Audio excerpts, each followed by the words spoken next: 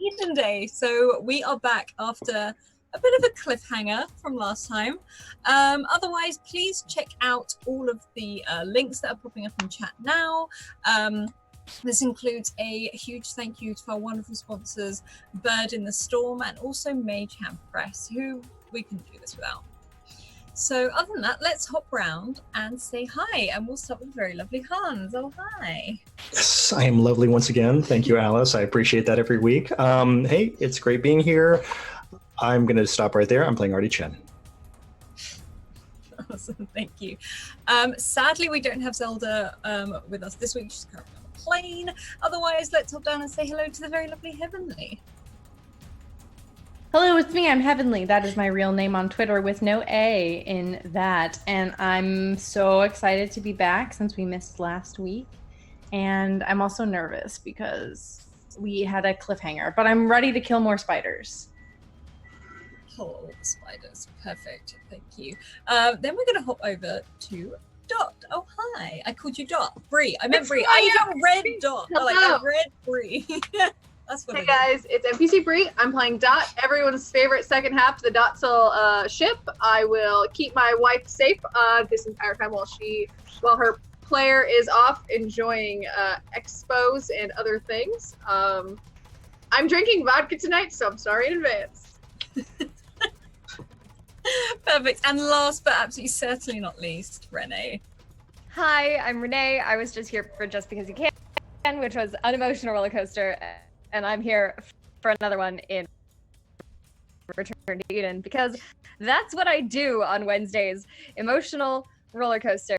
I freaking love this game. I cried last week when we didn't have it. I love all these people, and I'm really, really glad that we're here. I do things. I'm on Twitter at RayDNR. I do, obviously, these streams on Wednesdays, emotional roller coasters. You heard that part. Mondays, I do streams on Nerd Immersion, and I have two podcasts, Fate and the Fable Maidens, which is family-friendly D&D at Fate FM Cast on social media, and pre-production is in progress for Edenfall Cast, or Edenfall Cast on Twitter, and I'm really excited about that one, too. That one's based on this game. Also, I write Patreon articles for Scratticus Academy, so you can check those out. I love being here. Let's do this. Let's do this. As we left this on a cliffhanger last week, and we will jump straight in as there is this huge flash of white light in the sky. The metal in the ground starts to rise up out of the earth, and you notice the ground shaking as this green light bursts above you, as Soren has come back, telling you everything's okay in her very human voice now.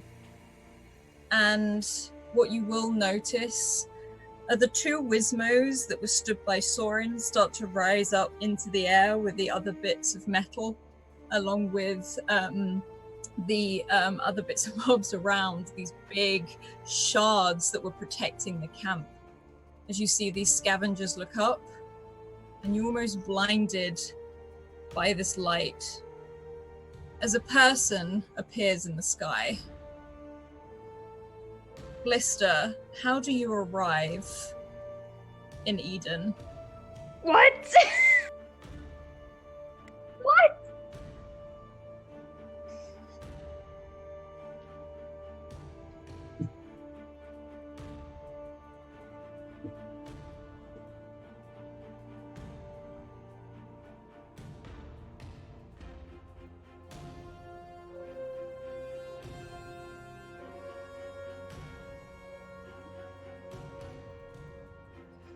Yeah, as you reckon.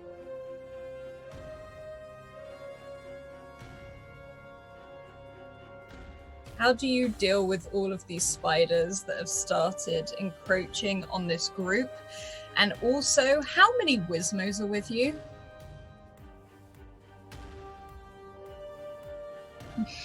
In this energy, and describe how you take out the last few spiders.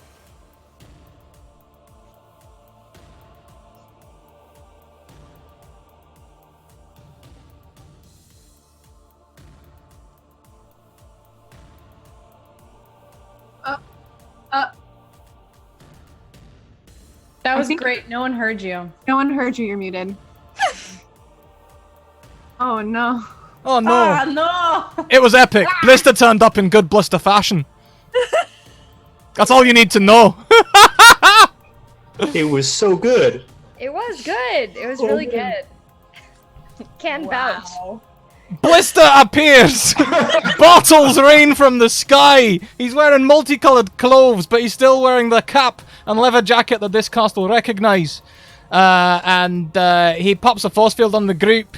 He starts flinging and blasting all of these little creatures around and lands. Is it a superhero landing? No, he falls over. And as you do, these 25 Wismos, now 27, now that they are reunited with the rest of their little Wismo family, you land, and the rest of you feel this wave of air as these spiders effectively get blown back. But you don't get knocked over at all as this shield that appears over all of you. Dot, you will notice that Vestal seems to have passed out from her wounds, as they were pretty bad. My And you wife. Stand there in this war zone. The scavengers also around you, as this man in a backwards cap and a leather jacket, the two things you have seen on the back of Telemachus's door many a time, lands in Eden. What do you do? Well, Dot's hovering on a skybike with Vestal, and honestly, Fancy Dude is not her priority. It's cool, it's exciting. She's got a lot of questions, and she's probably like wants to yell at him or threaten him at some other time, but that's not her priority right now. She is just going to fly off to find somewhere that's kind of nestled down so she can do emergency treatment on Vestal. Okay. Vestal has completely passed out, but seems to be fine. Do you want to do an intellect check? Yes. Please. I can do that. Because Yeah. medicine is my kind of thing. Do I have I'm Oh. trained in. You can use your abilities. Yeah, it's an easy thing. It's a patch up. Okay. You know what you're doing. You've done this so many times. Describe what you do. Vestal is limp. Okay, so because we're on the skybike, Dot is going to get some height, and then she's gonna kind of go over the ledges of this like little encapsulated area with her, and she's gonna land slightly off to the side in the back where there's no creatures at and no flying men with colorful dreadlocks. And she's just gonna pull her off the bike and lay her down, and she's gonna kind of cut off the pant leg where the wound is, so that way it's not sticking to the wound, and she's just gonna begin sewing her up. Take out one of her little spiders to check for vitals and give her a shot of sedative. It'll keep her unconscious, but that way she won't feel any pain. Yeah, you managed to read all the signs are absolutely fine. She is stable. If anything, this seems to be down to shock more than anything. And you can sedate Vestal. These spiders, as I said, they've all collapsed all around you, and there are a lot of Wismos literally whizzing around you all at the moment. They seem to be all very happy to be around each other, see each other, and they're sort of hanging off of Blister, tugging onto his trousers, swinging off the back of his cap, and just almost crawling over him out in sort of a loving way. They seem to just be very, very happy to be around him. And what do the rest of you do? As Soren has come back with a very human voice, this person has just erupted in the air and landed. Alyssa, damn. JD. And then over the crevice, Alyssa comes. So JD was halfway running towards Soren, And then Blister appeared, and that like kind of stopped her in her tracks because it was very startling. And so now she's just stunned. Also kind of watching the Wismos because they're her children. And now they seem very happy. And she's confused. You'll see Blister pull out like a can and pop it and give it to one of the Wismos. You see them sort of reach up, their little fingers take it, and they sort of, about 4 or 5 of them, start to chase this other one who races off, pouring out this beer.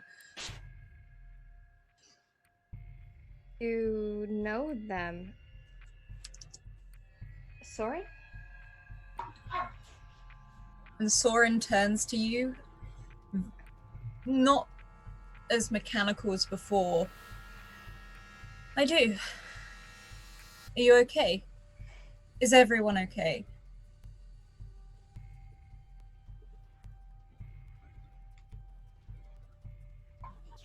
Are you okay? And now that's gonna break the spell, and JD's gonna launch a hug at Soren. She still stands very rigid, and you get that pat sort of on the back more than anything. So, I am fine, JD. Are you? You sound amazing. Yeah, I'm fine. I did it. I have had an upgrade. This is Blister. This is Help.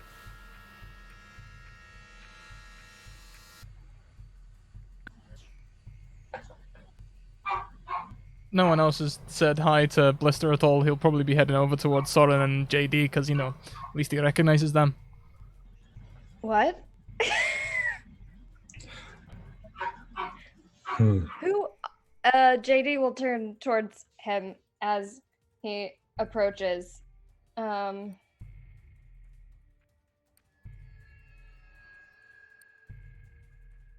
are you? What? That was quite an entrance. Thanks, yeah, no, I don't usually try and use it, but I'm sort of kind of like Telemachus' dad. So, I'm here to make sure that she's alright. Oh, we don't know where Telemachus is. I mean, we came here to find her. It hasn't been going great. Yeah, you're pretty close. Here to find her and also someone else? Who are you still? You're Telemachus' dad? I'm Telemachus' neighbor, JD. Aye, neighbor. Yeah, sure. No, I was getting messages from Soren. So, I mean, it's a bit difficult to tell exactly when they came from. I'm from Earth, Terra. You might know it as Terra. No? Looking for recognition on anyone's face now, looking around at anyone around. Terra? Anyone? No? Earth?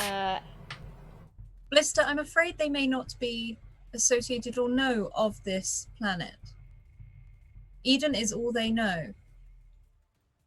Alright. Wait, Soren, you... So you know Blister. Correct. How do you know Blister? And Soren looks back at Blister. Telemachus built her. What? My AI.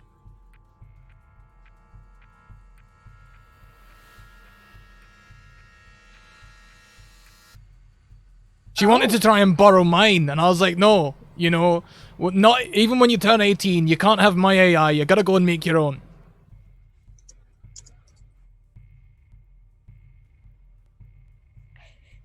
This is so hard because Renee is so proud. And JD has no clue what the hell is going on. Can Dot return now with a patched up Vestal leaning on her bike? Mm-hmm. She's gonna kind of zoom in to JD with Vestal still like sleeping on her. So who's the magic man with the fancy hair, JD? Telemachus' dad? Hi, nice to meet you. So did you time travel here? Telemachus's father. Aye. Interesting, Telemachus's father. My name's Blister. Blister, sorry. I'm just... Blister. Like the Cosmic- wound. Like the wound. I suggest we all sit down and talk. Right. Is anyone else here injured? I feel like a lot of folks got injured during this. Yeah, you can see a lot of the scavengers are injured. It seems to be nothing like really life-threatening. It's mainly like an attack on an arm when defending, or sort of a cut across a leg or chest or something. Okay. Dot is going to kind of gingerly get Vessel off the bike. And she's going to kind of set her down next to Soren. She's going to be like, Soren, it's so great to see you alive. I'm really excited about all of your magical powers. I'm freaking out, but I don't have the time for it now. Keep Vessel safe. I'm going to go patch up the rest of everyone because that's something that's in my realm of control. I'm freaking out, but it's okay. I'm not magic. Just don't let anything hurt her. Yes, you're magic. You just did a big thing. Let's not talk about it. Watch Vestal, please. Of course. Thank you. And Dot's face is kind of like flushed, like really pale, really like high stress. Like she thought Vestal was going to die. She thought everyone was going to die. And then Soren came back with a magic man with colorful hair. Way past her realm of human comprehension. So she's just going to start wandering around to the first scavenger she sees with a wound, going like, sit down, let me take care of that for you real quick. Put up her mask, get to work, because that is what she knows. Not magic men with time travel. Am I still near what was the other robot's name?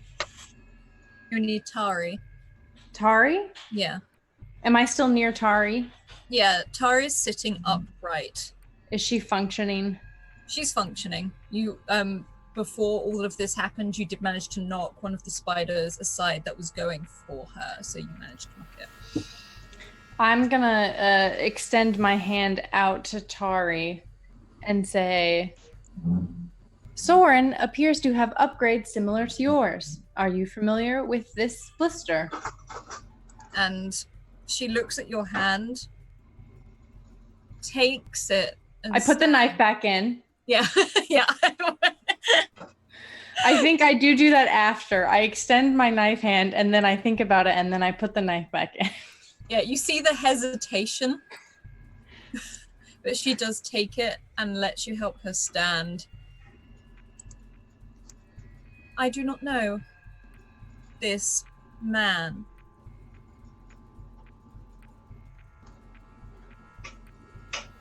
Wait. The voice. Do you know the voice? He is the one inside of Soren's mind. Okay. You sound concerned. I think I'm relieved. I don't know Blister, but Telemachus is good, right? And Soren is good, and so maybe Blister's good too? Telemachus referred to him as chaotic. Oh, okay, chaotic, that works too. That's not true. That's a lie. Looking at the records, it is true. It does not mean you are not good. You can be chaotic good.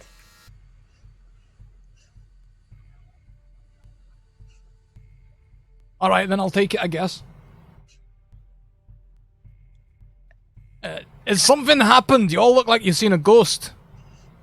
Just a little thrown, I guess. So obviously I'm JD. Dot, Vestal, Artie, you know Soren. Nice to meet you. Nice to meet you. Coil. Actually, Soren, it's nice to meet you, like, in a body. Thank you. It is nice to meet you too. And these are our new friends. If you're gesturing to the scavengers, Yes. a lot of them are stood. They look very injured, but they are armed and not coming anywhere near Blister or you. I don't think they're used to people coming from the sky. No, I guess not. It freaks out a lot of people, to be honest. I usually keep this thing locked away in a box. Uh-huh. Is anyone else feeling that sort of, like, awkward tension? How were you Dot able doesn't. to get rid of all of the spiders? Well, this thing here is like a gift from something, like, some kind of thing. And it glows green. And, like, when I wear it, I can just, like, he just points a finger and a beam of light just like, boom. It's like some kind of high-powered cipher or something. My face flashes with a very, like, excited emoji face, and then it goes back to neutral. Because if anyone remembers, just a couple episodes, I did request laser eyes. So I feel like we're really close now. We're getting there. Have you fought these spiders before? No, but actually that was a bit prejudiced of me, wasn't it? It's just come in blazing. Were they your friends? No. Oh, that's alright then.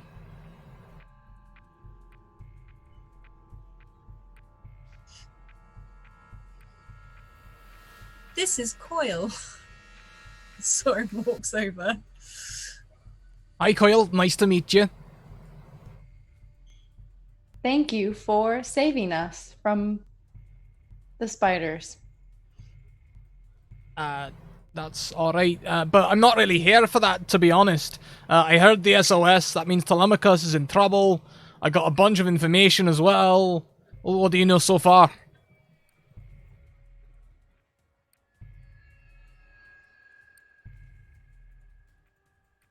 I say it again.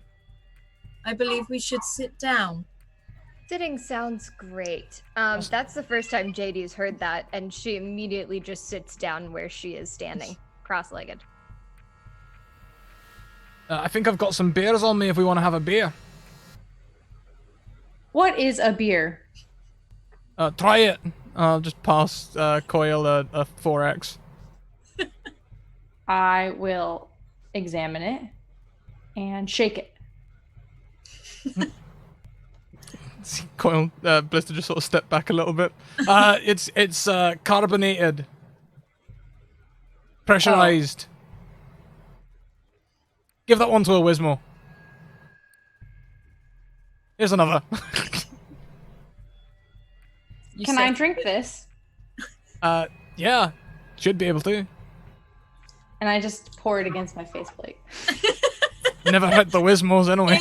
It's more you open it and it just after shaking it.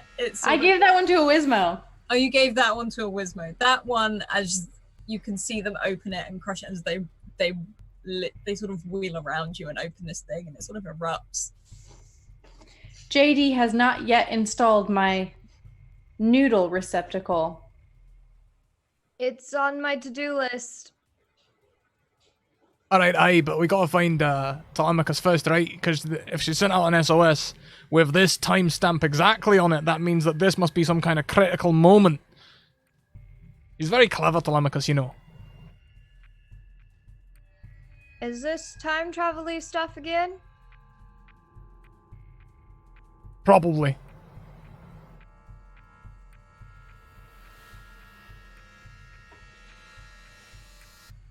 Perhaps it would be best for you to just tell us what you know. Alright. Let's see. Dawn's become a problem. There's an institute at the edge. I've got some coordinates for that. Apparently that's where How Dawn... close is it to where we are right now? Oh, I don't know. I'll just pass the coordinates to Coil. While he's you can continuing, log I them wanna, in, yeah. Quill. Yeah, while he's talking, you can register and log it all in, and you can see that it's about 2 hours from where you are right now. And apparently, that's where Dawn will be. She's got control of Eden, and that's probably where Telemachus will be. She's got control of Eden? That's what I got. Soren, you sent me this, right? Do you remember sending it? Correct. There you go.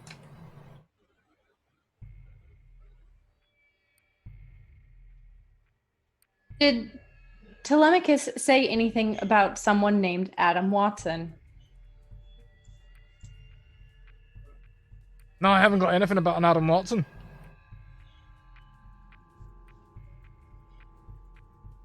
Are there any notes about anyone that Dawn may be traveling with? I know a bit about Dawn myself, actually. She went to college with Telemachus. They worked together a fair bit.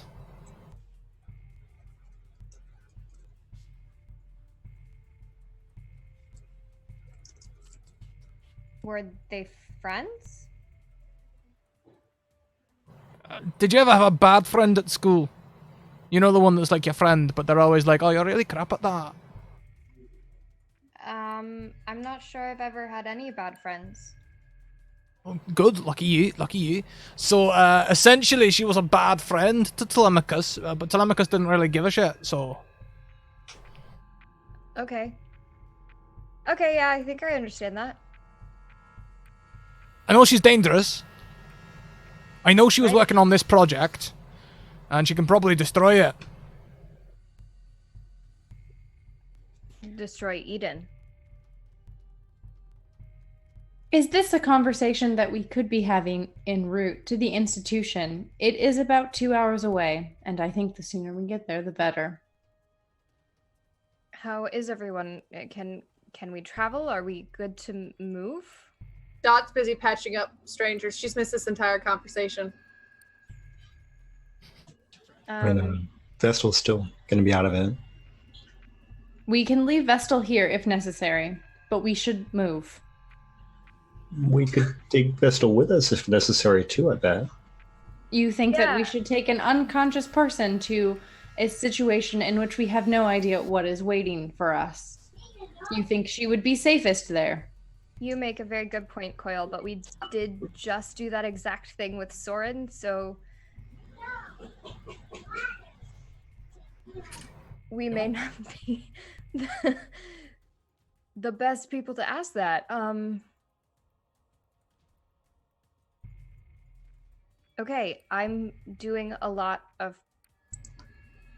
processing. Blister, do you know anything about the end of the world? Don't worry about it, it'll probably be fine. Telemachus will sort it out. You have a lot of faith in Telemachus.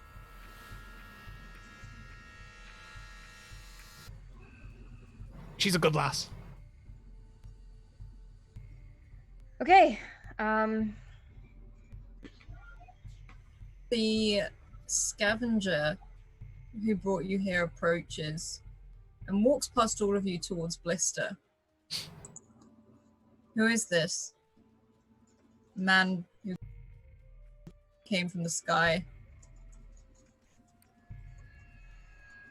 this is Blister. We've just met. Hello? And very much like he did with the rest of the group, he stares at all of you and stares at Blister. Where did you come from? I think at this point, my face kind of goes into like serious emoji. And I never sat down when it was suggested. I'm just kind of pacing behind everyone, and I stop pacing and I like put my arms out straight at my side. We do not have time for casual introductions. This is Blister. We don't know anything about Blister, but Blister can help us get to the institution at the edge. We are wasting time. valuable time that Adam could be wreaking unknown havoc. I am leaving now. If you would like to come with me, you can, but I will not wait and have conversations that are silly and pointless. If we all die, none of this will matter. Coil. For you, because I will be okay. I will survive no matter what. And I'm just gonna walk out. Yeah, you can storm off. I don't storm, I Basically, stalk. And I stalk and stalk off. I'm rude. Dot's in the middle of patching up like some random scavenger who's being super difficult, and as she gets the final bandages on, she sees Coil walk away. So she walks back to the group.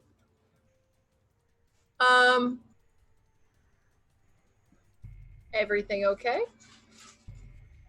Yeah, are we in a place where we can move?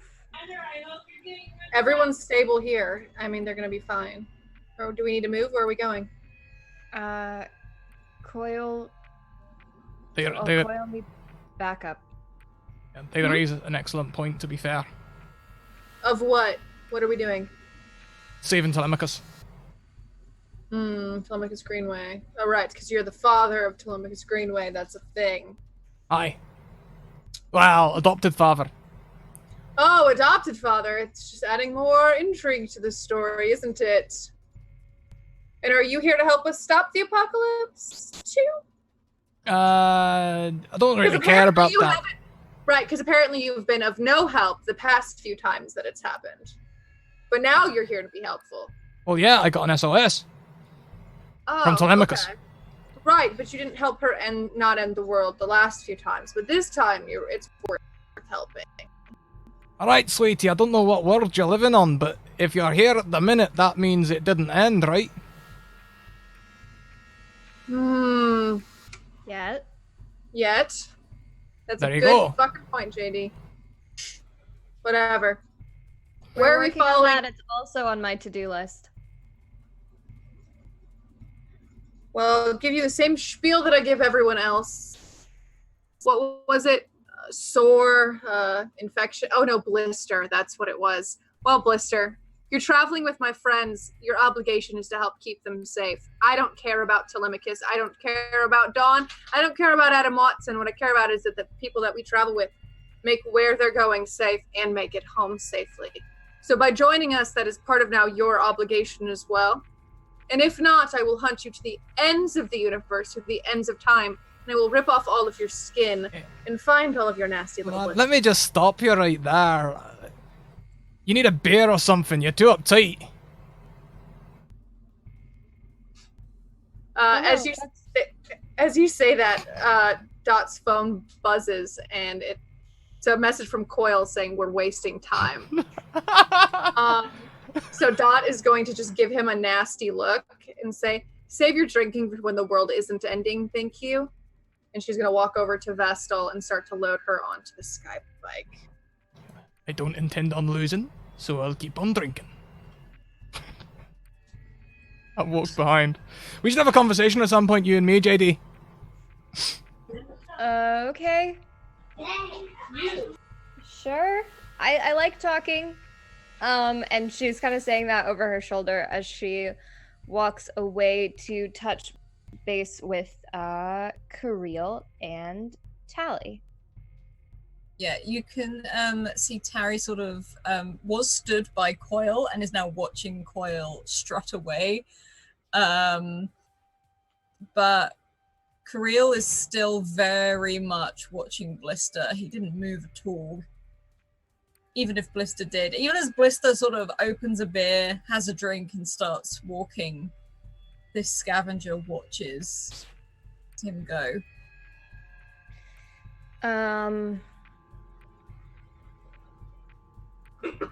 JD is gonna approach Kirill first, since he's still closest by. I swear I didn't expect someone to come out of the sky.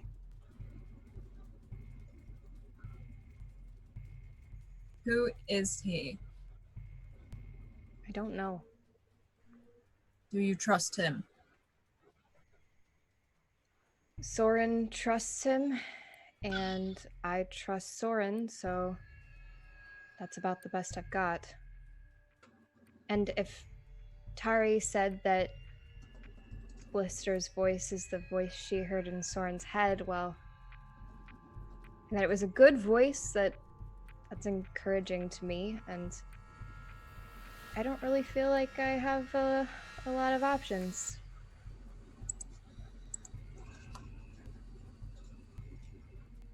And he looks around. You can see him looking at his people, effectively. Some of them injured. You can see where Dot has patched up a lot of them. He seems powerful.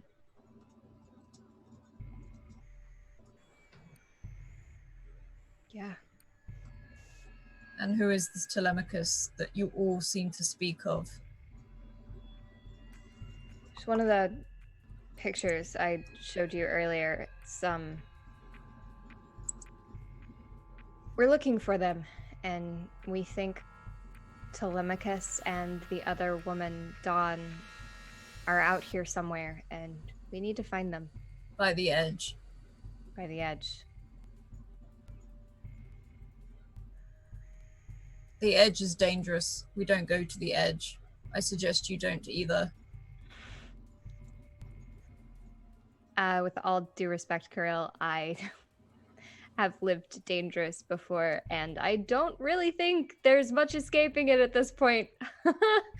It follows you wherever you go. He blinks. I have never been fully to the edge, but I have seen it from a distance.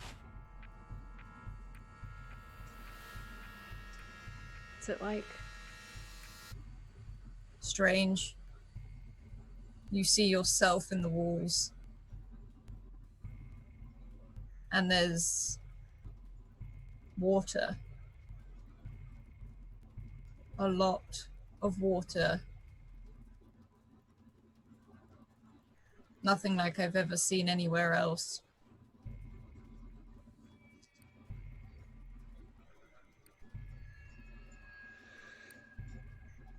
Okay.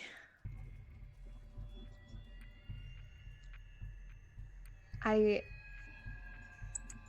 thank you for offering shelter and food.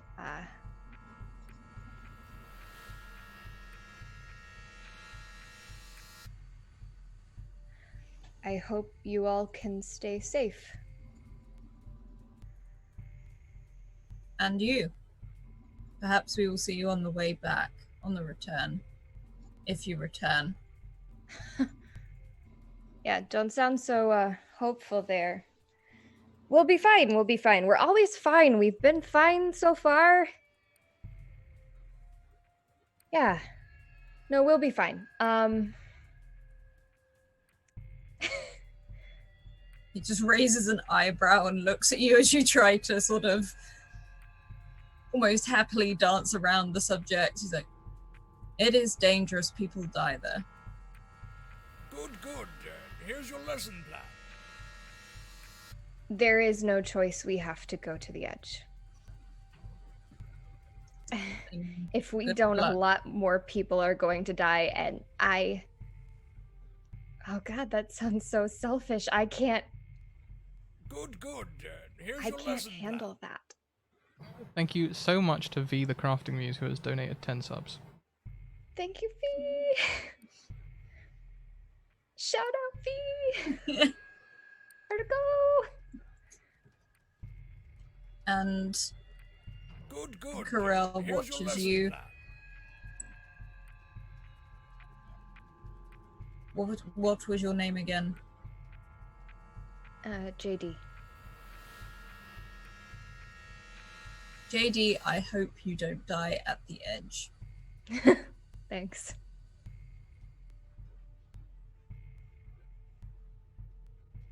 And JD's just kind of gonna nod and swing away and go over to see Tari. So Artie's been stuck in this weird space between Soren and JD because he doesn't know what to say, and he's kind of like awestruck, but he is also wingmanning for JD. And he walks over to Creel, and Artie is not a toucher, but he puts his hand on Creel's shoulder and leans in really awkwardly close like this and says, You cannot do better than JD. If you want to see how things really work here in Eden, come with us. If you're interested in technology, everything's down there. That's where things really happen. Kirill stops and he looks down at your hand on his shoulder, Does not move it. looks back, just sort of gestures his eyes back up at you. I don't understand. I'm not scared of you. I'm with her, and I point at Soren. I'm not. Gotcha. And that's my wife! If you want to see how Eden actually works, if you're here for technology, that's where we're going. It's okay to be scared. I'm scared too, but I mean, I've got her, and I've got JD, and I've got the rest of my friends. I mean, that's it. She asked you to come with us. If you don't want to, you don't have to, but that's where things are really going to happen. And he blinks almost in shock, but you wouldn't be able to tell it was shock because he's just got a very stern, plain face. He's like, and Artie cannot read people, so. I don't think he can read you either. So you both stare at each other. Are you saying you need my help? Oh yeah, I definitely need your help. But you probably want to see the things that we're going to do. And JD is also just way too good for you. But and again, a very plain look.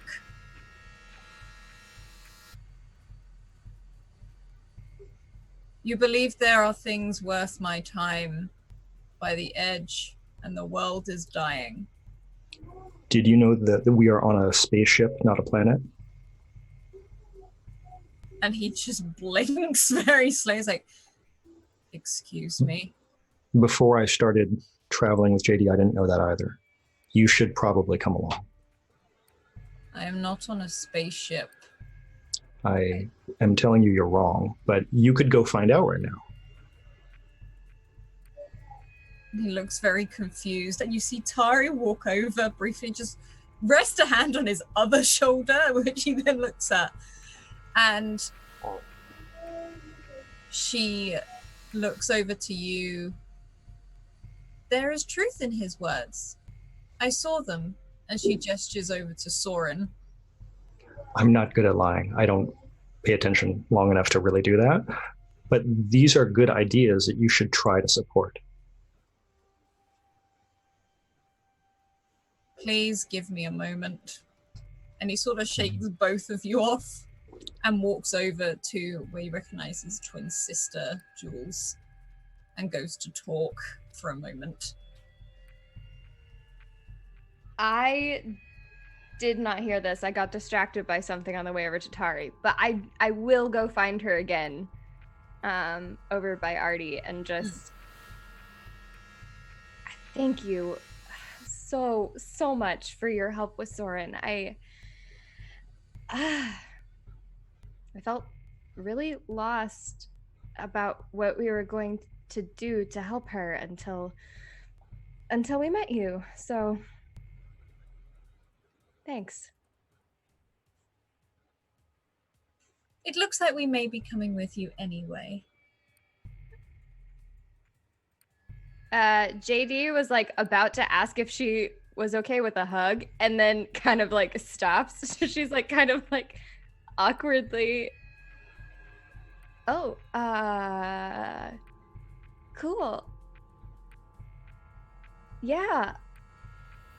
It appears there may be things that are beneficial to us at the edge. Yeah. The dangers don't scare you? Why would they?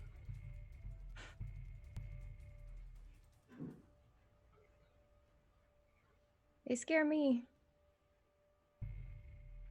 Don't be scared. And she just pats you on the shoulder and starts walking. And Karel walks past you and Artie and is like, you can see he's got a bag over his shoulder. He sort of holds his hand up to the group. He's like, are we going? Or what? And he starts to walk. Raiders! Hi, Raiders! Thank you, Castle Castle Black. Black! Welcome. I should JD, turn like- the alerts back on.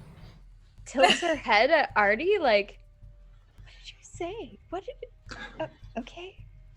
Oh, not much. Yeah. I'm gonna go talk to Soren and maybe help pick up Vestal. I think Dad's already got Vestal. She's gone to catch up with Coil. Good stuff.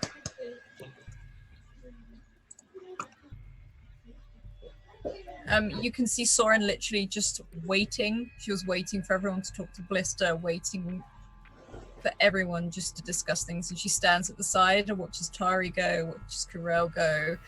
She watched Coil, who is now like really going for it, like towards the end, is on a mission right now.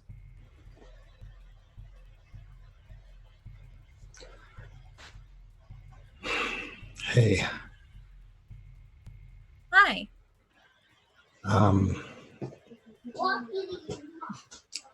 Sorry about throwing the computer out the window. It doesn't matter.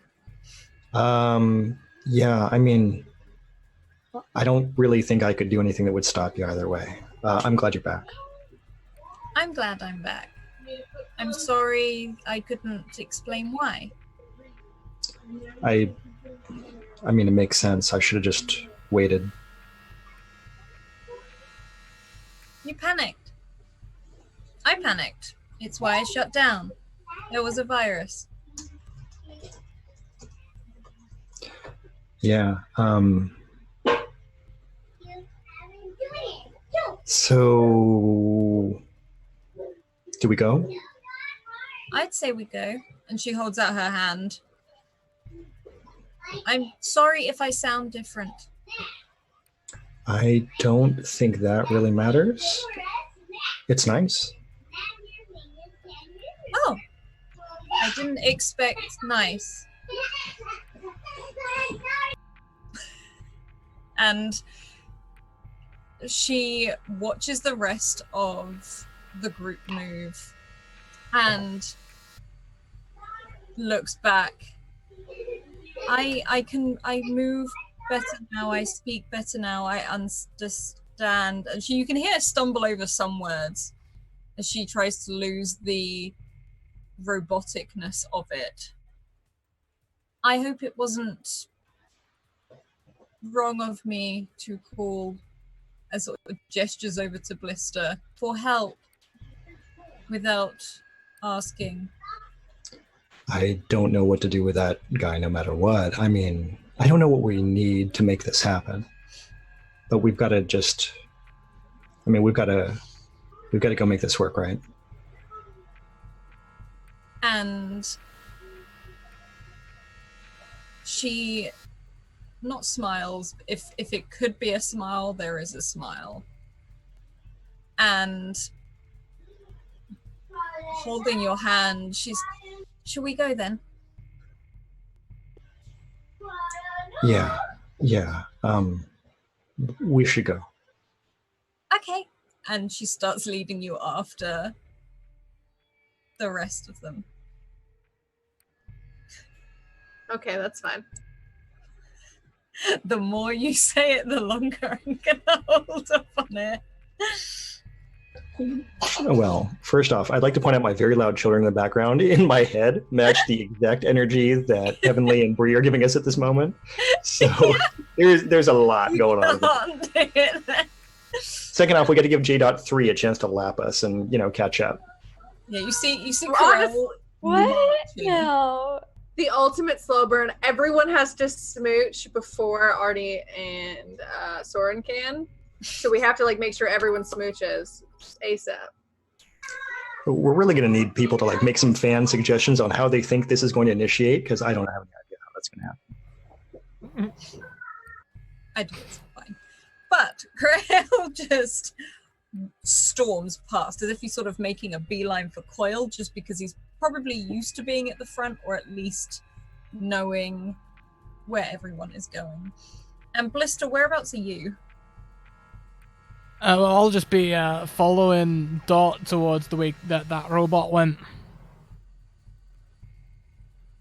And Coil, you can march. And you march forward very strongly in this direction. And Kirill sort of catches up with you. So are you the leader? Is he talking to me? Mm-hmm.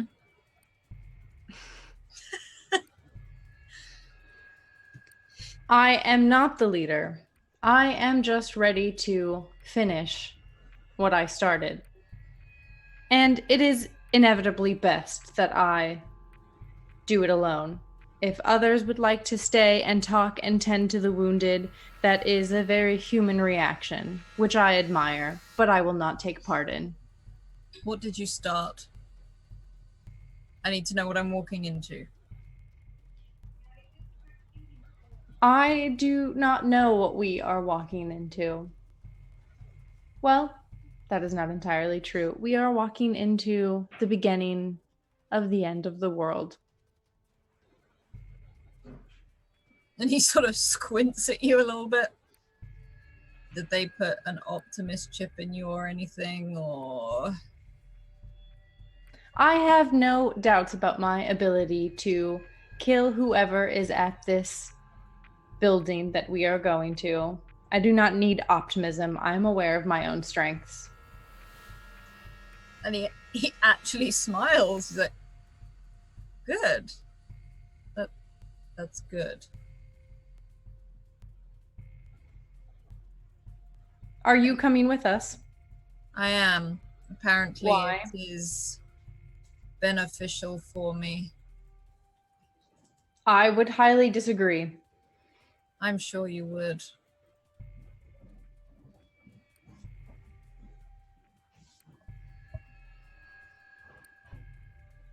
And again, he just watches.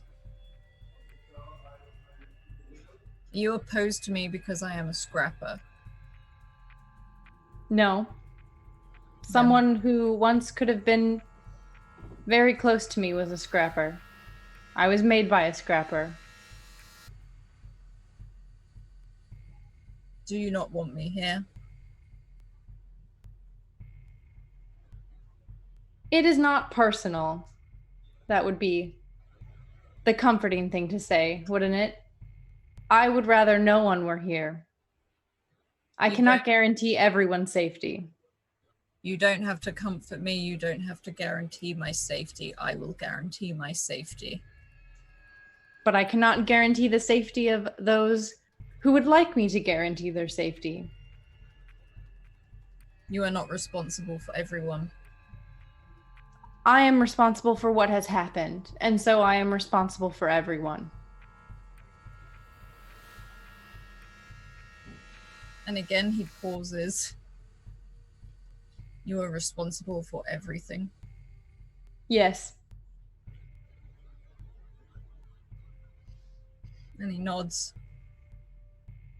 Should probably fix it then. That is my intention. It's a good one. Doesn't mean you can't accept help.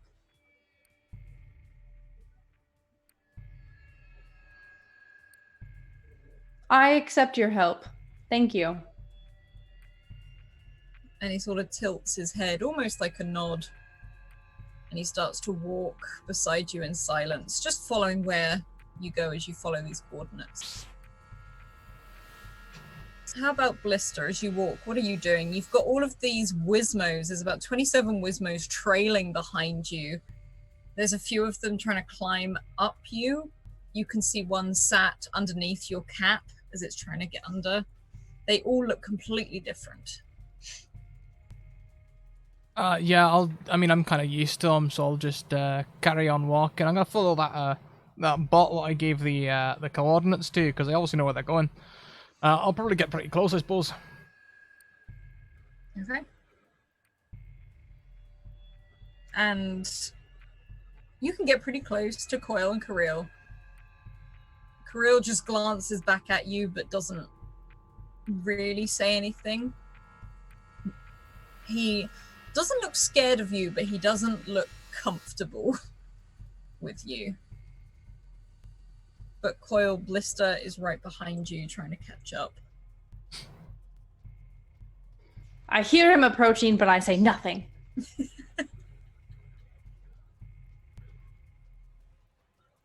Are we walking the whole way? Dot's not. She's on a fucking sky bike. We have sky bikes parked not too far away. She's So I gonna suppose hover. you could just fly. He can't fly. He can time travel. Right? You can't fly, can you? I don't know. I don't think. Can I fly? I don't know. Alex, can I fly? No. No. No, I don't think I can fly. Another like flash of the frustrated emoji before I go back to my neutral emoji. Then I suppose you could walk if you won't sit on one of our sky bikes. That doesn't seem like much fun. We are not here to have fun. Yeah, you should always be having fun. I don't think there's a single time in my life that I've had fun, Blister. Well, that's not true. I had a lot of fun at JD's birthday party. There you go. Why don't you just try and channel that into all the things that you do? Great. Because someone who's very important to me is unconscious in front of me.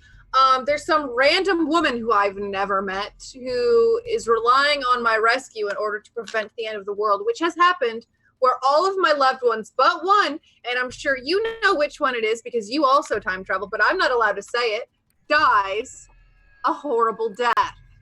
Maybe we're all a little concerned about stopping the apocalypse, Blister, because not all of us can time travel out of bad situations when they happen. I look at you, Dot, and I say, how do you know who dies and who does not? Because I saw the only survivor visit me at that fucking screen care place. I saw the only survivor. And Who it was the survivor? I'm not allowed to say, and Blister knows who it is. Why can't you say the world is going to end? Because it'll affect things, won't it?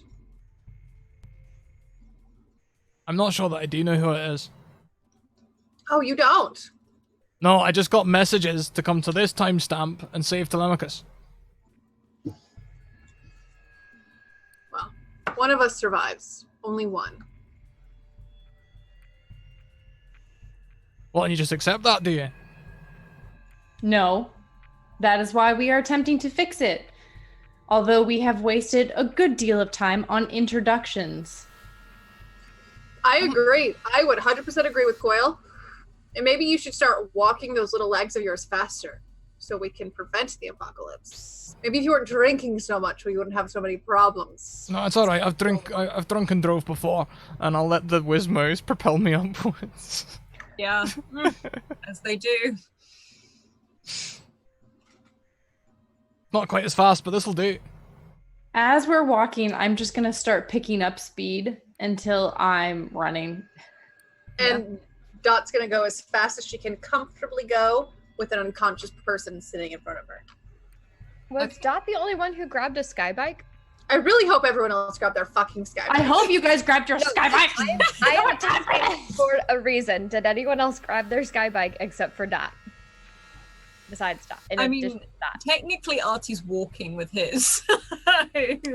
Well, that's debatable. That Yeah. could technically be JD's sky bike. I mean, Yes, but we had an extra sky bike because Soren was not conscious. I mean, realistically, we have one for Blister if someone brought it with. We have two other sky bikes besides the one that Dot is He riding doesn't currently. need a sky bike. He's flying on the Yeah, Wizmo. but JD's new boyfriend and robotic partner. Well, JD, you should start thinking about ways that you can take care of them and predict their needs. And now they JD don't have a is sky running bike. behind the group because she has tethered one sky bike to the other and is bringing them to catch up with the group.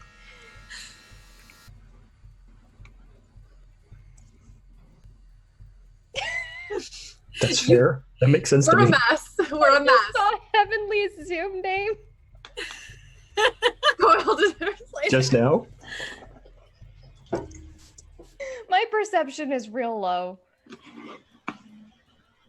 A mood. A big Mm, fat fucking mood. And yeah. you can all get on a sky bike if you want to get on a sky bike. Soren will turn into a sky bike if everyone takes one. And Blister, how are these Wizmos propelling you? Please describe it. Have they sort of become are they like in the form of boots, or are they actually physically carrying you, Blister? Yeah, no, they'll be like, I don't know, it's kind of weird, I guess. Like, they'll be on my feet somehow, and I'll just sort of like be floating, they'll sort of be oscillating a little bit, but... It's like bees. He's like surrounded by bees and he's like floating in the bees. Yeah, pretty much, yeah. And you can all start to move and get much higher up in the air. Soren has transformed into a bike, and you all... And Coil, I'm assuming, Coil, you're still running. Okay.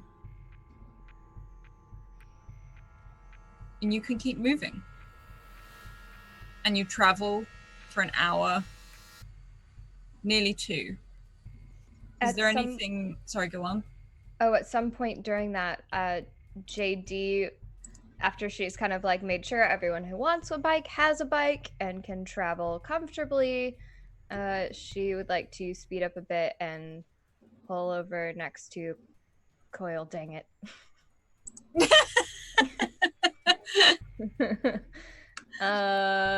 I think Heavenly will be right back. Yeah. That's what I'm doing. There's Heavenly. JD would like to speed up and pull her bike up next to Coil. Oh, sorry, did I run away right as you were trying to talk to me? Literally the second she said, she pulls up next to Coil, black You were screen. like, bye. Coil will not answer. She's on Do Not Disturb. Hey. Okay. I wanted to check in with you. Are you okay? Yes, I'm doing fine.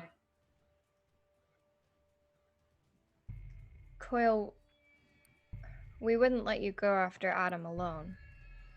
I think it would be best if you did, but I cannot keep you here.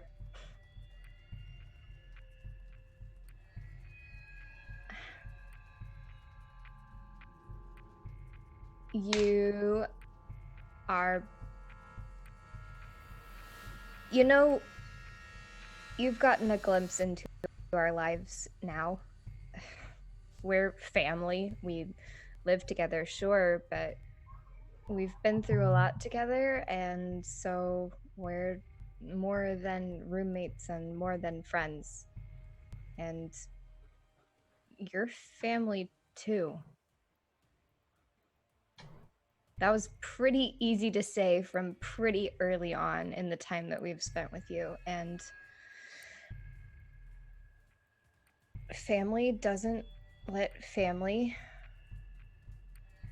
face danger alone, or go out to the edge alone, or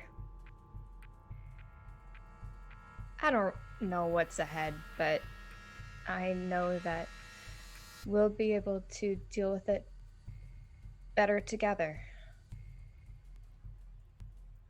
I just wanted to let you know that I'm here if you need anything. I find you all to be dear to me, but we are not better suited to deal with this together. You all are highly emotional, and your involvement in this is dangerously off-balanced. I do not think that you are able to do what is necessary. I can kill Adam. Excuse me, I've already killed Adam once. Pretty sure I can do it again. Coil. Yes, you did kill Adam once. And you were emotionally involved with him. This has been a very strenuous time for all of you. I am perhaps the best suited to end things, finally. Right, except he's worked with you, and I mean, Telemachus knows how you were built. Everyone knows how you were built. I'm sure they know ways to take you out. That So is what not happens to true. you?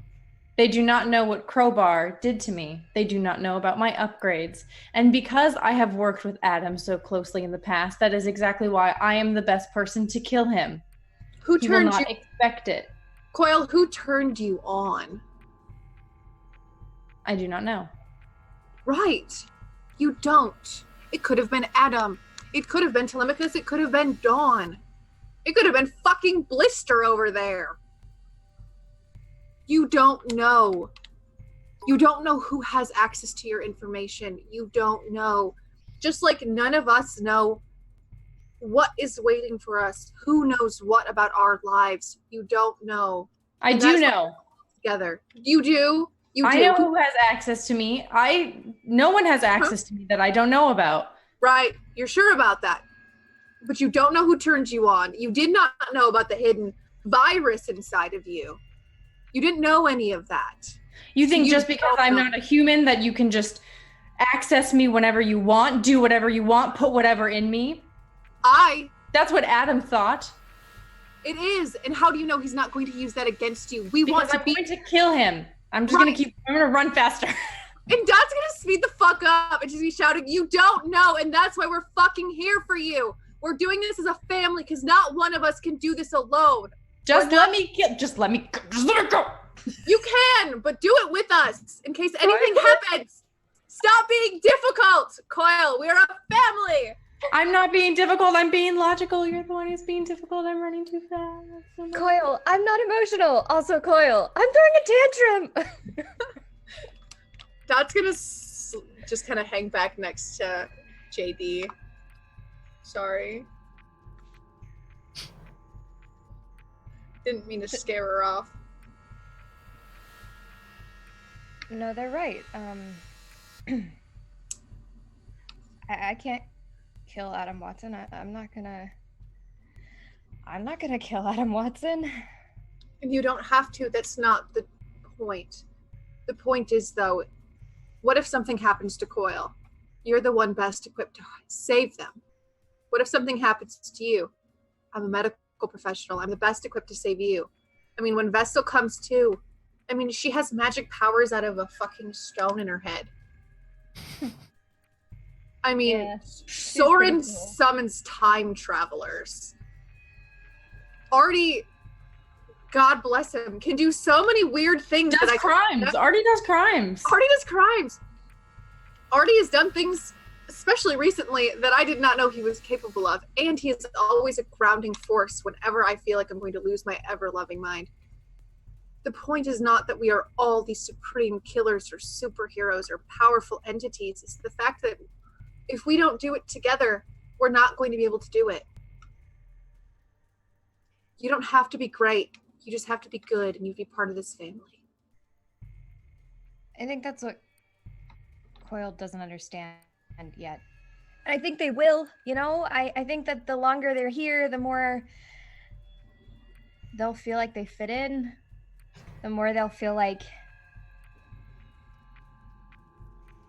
family is there for each other, supports each other. I know what my strengths are. Your strengths are great. Artie's strengths are great. Vestal's strengths are fucking badass. I'm good at talking to people. That's it. That's all I've got. That's not true. You did do brain surgery on me. And you diffused every time you bring that up, my heart almost stops. But sure, yeah, we'll count it. I am good at talking and brain surgery. You also diffused a bomb. You've also done a million other amazing things. You've brought, and even on a non-ending the world factor, you've brought a sense of comfort and ease in the family. You adopt every bot that needs help, every AI. You create a loving environment for everyone who cares about you. You are a good person, JD. You're more than just talking to people. You're loving people. And that's something that's not common in Eden. Hey, Dot. Yes, JD. Have I told you lately that I love you? No, but I'm glad you have, in case we all completely fuck this up. I love you too.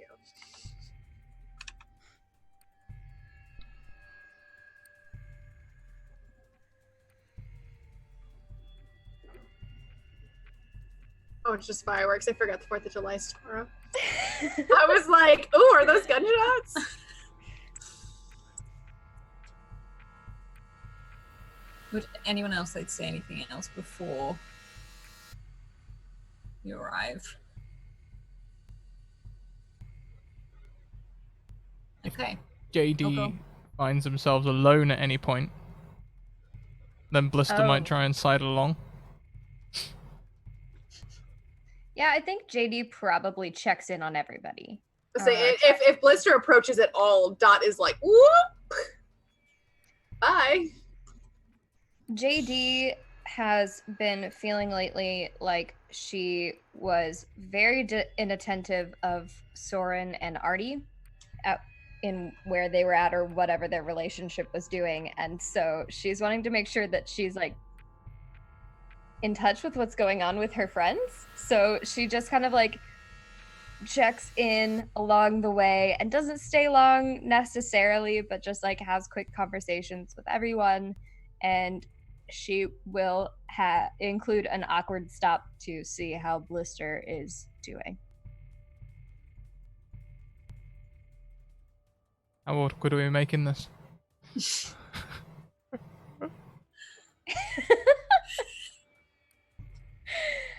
As awkward as you want, friend.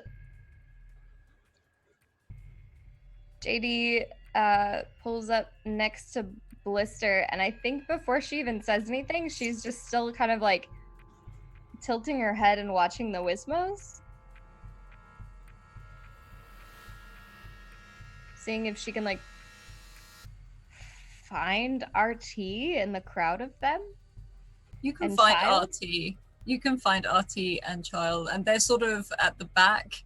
But as soon as you sidle up alongside them, they do tend to hop over in between the two bikes.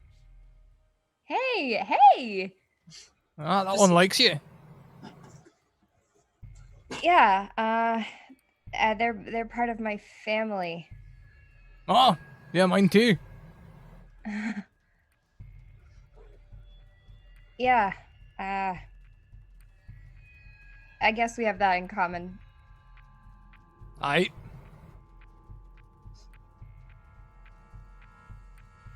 So you good? I might have some water somewhere.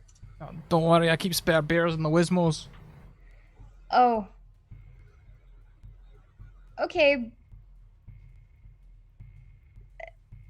Cool. So, how far down the line are you?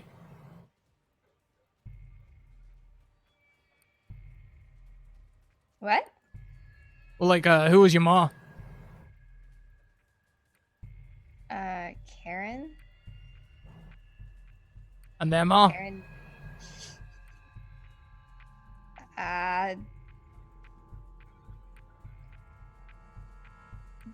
Dang it, the only name that's coming to mind is my mom's name, and I can't use it.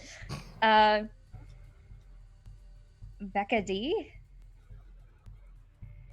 D, how long have you been D's?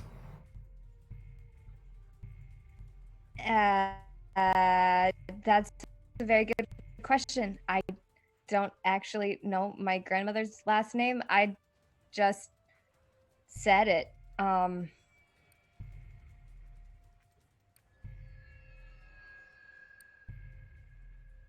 I don't know what you're asking. Oh, well, you know, you're one of the protectors, right? Have they approached you about that yet?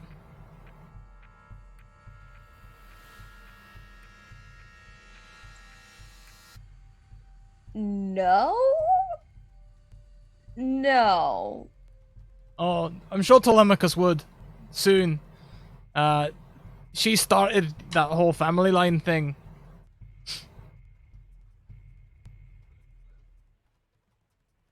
What?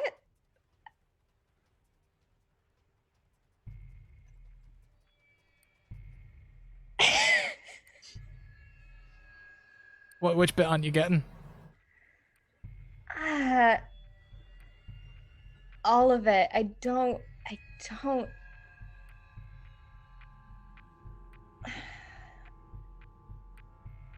I guess I just don't understand time travel at all.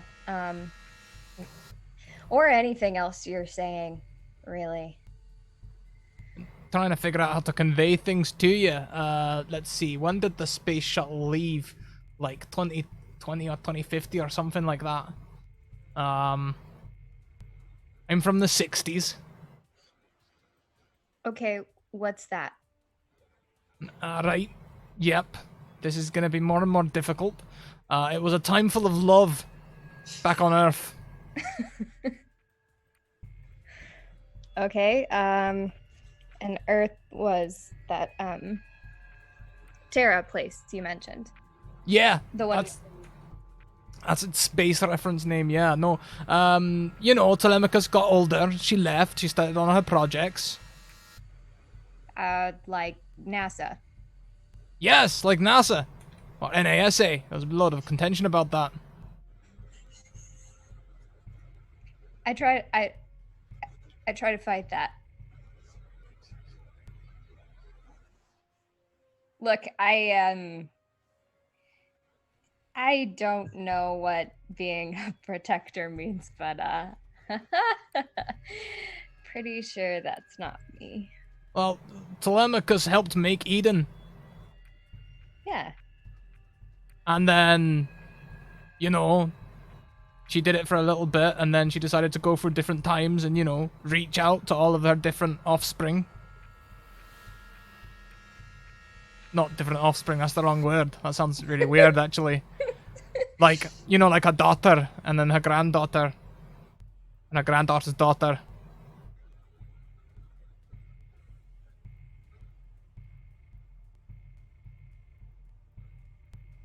Oh.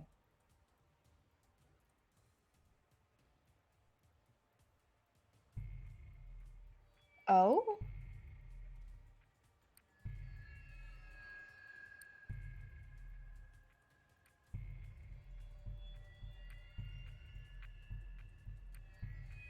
I've seen you're really good with the robots, just like her.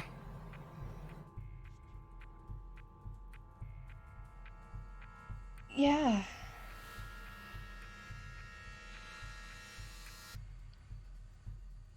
You done any time travel yet? No, of course not. Didn't know time travel existed till recently. Okay, so Telemachus is what? Like, my great something somehow grandmother?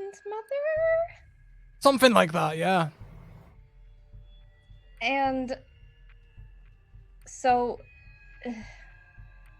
she hasn't met me yet. But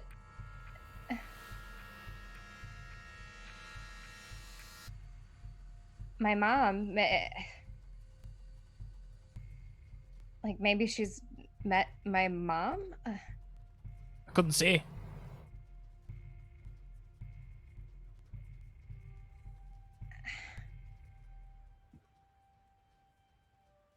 I don't get how all this works. Wait, so okay, so Telemachus can time travel. You kidding me? Telemachus practically... No, she did invent time travel. With these bracelets. Okay, yeah.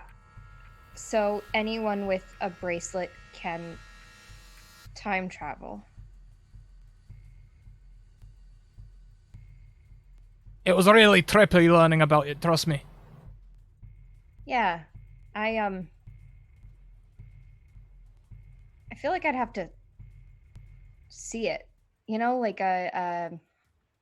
like a line of computer code or something. I'd need to see whatever the practical application is. I hear it, and Dot met someone who time traveled, so Oh. What's her problem? Dot? Yeah.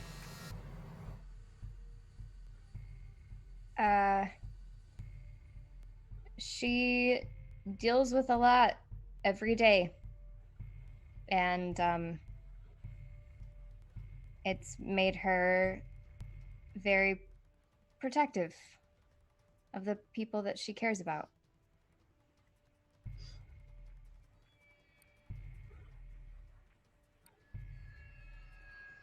Fair enough, I guess. You gotta watch out for that, though. Watch out for Dot? No. Watch out for doing what she does. You get too into it, and then when it's all over, you need to keep doing it. Best to just relax. Crack a beer, enjoy the ride. What happens, happens. Yeah, I guess. Okay, I'm gonna go mentally grapple with the concept of time travel for a little bit of this road trip. Look, I might not be blood related to Telemachus, but if you're a part of her line, you're as far as I'm concerned, I'll look after you too. Thanks.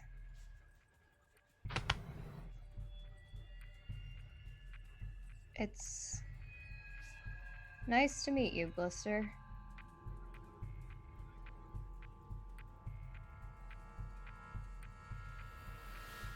Nice to meet you too.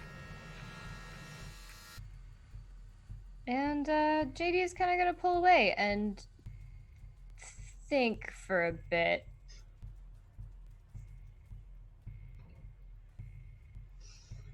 And as you do, you all keep moving and you start to feel a breeze. And on the horizon, you see water. A huge amount of water, a huge body of water, bigger than a lake, with a building at the center of it, almost as if it's growing up out of the rock. And behind that, and even further back at the edge, you can see the end of Eden, almost like a force field. There's something there. And as you approach, you feel the air, you taste the salt in the air coming from the water. And we're going to take a really quick break. And we will be back in just a moment. So stay there, we're back very soon.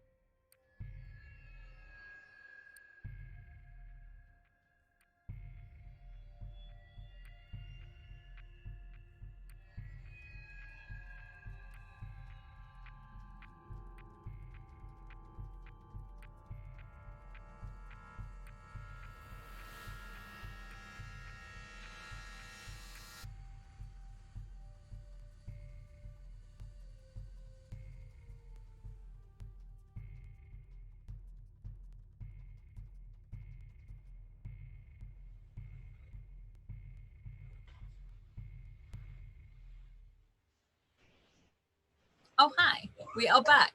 And as we are approaching this huge mass of water, the ground is no longer flat.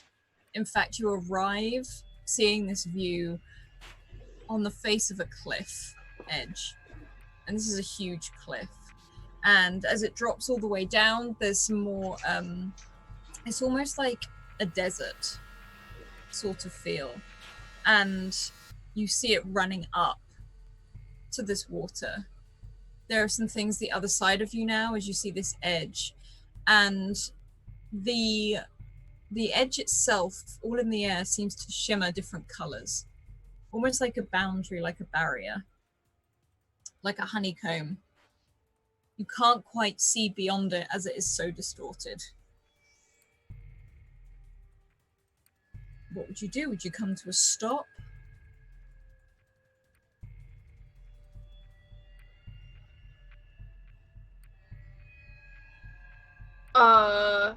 Depends. Does Coil run into the water? In her fit? No, I stop. I'm not having a fit, you guys. Fit. Having a whole ass fucking fit. Dot will stop next to where Coil is. And Corel stops too. Is this it? The edge? I don't know. I always thought he was a bit up himself personally. The edge. Ugh. Is there a walkway to get to the building in the middle of the water? There is not. This looks isolated. The building itself completely isolated, built up on rock, some of it built out from the rock itself. You have never seen a building like this. You have never seen a water sort of space as big as this. Am I waterproof? I don't know. I feel like we learned that in the pool episode. You survived pretty well in the water. You did. I did. I'm gonna walk into the water. Okay. You walk into the water, and this water does feel different. There is a lot of salt in this water. And you can walk. And it gets deeper and deeper, and the rest of you see Coil wade in and disappear below the surface.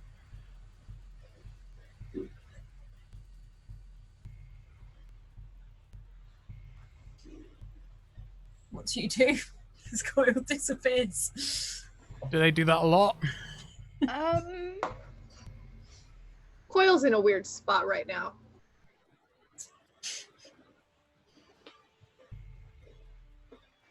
So we're looking for a place called the Institute. I guess it might be down there then, right? Well, I hope not.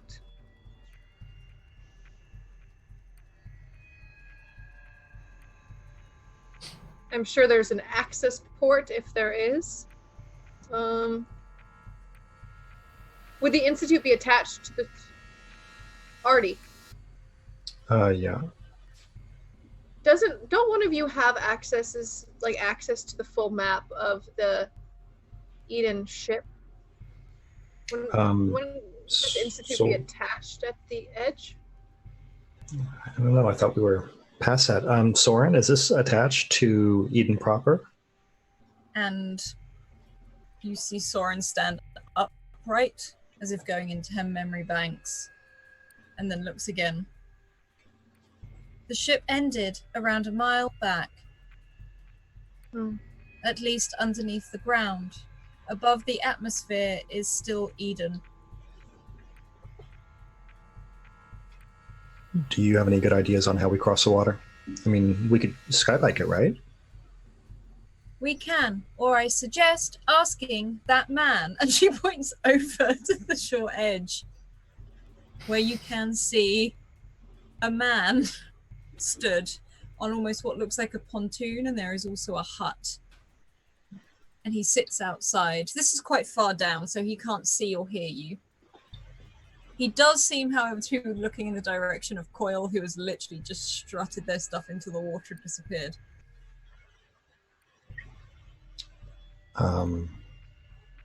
Dot, maybe you should message Coil so they come back and we can go over there.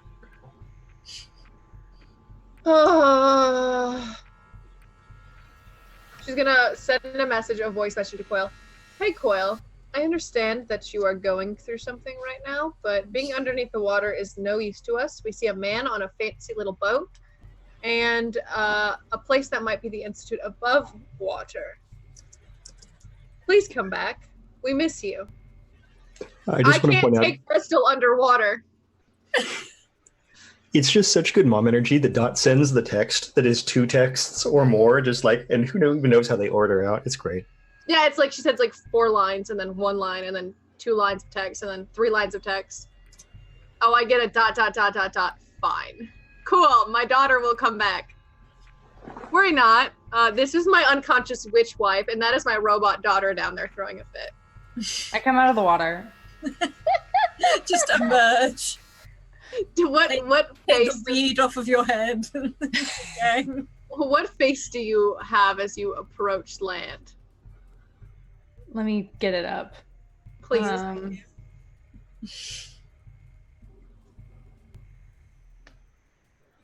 I have this face.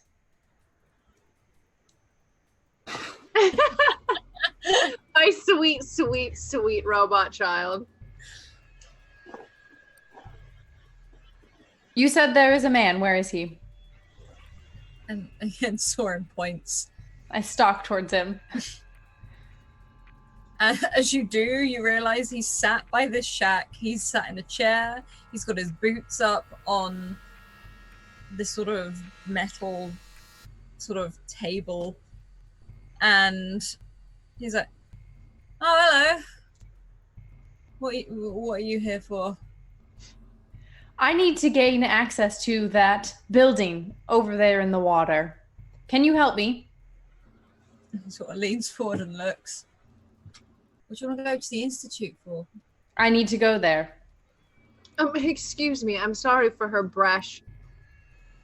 their brash tone of voice, but Oh, no, that's all right. I prefer direct questions.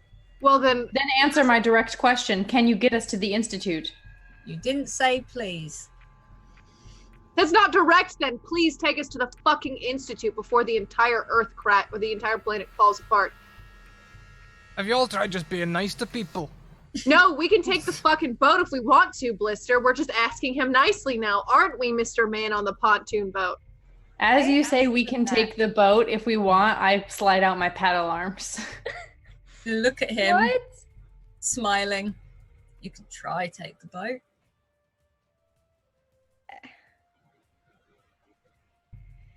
Now, what are you here for? Are you here to see a patient? Are you here to have a meeting? What are you here for? And manners are appreciated. Oh, you're talking to the wrong people then. Who are you? Hi, I'm Artie. Hi, Artie. And he leans forward and hand up to shake your hand.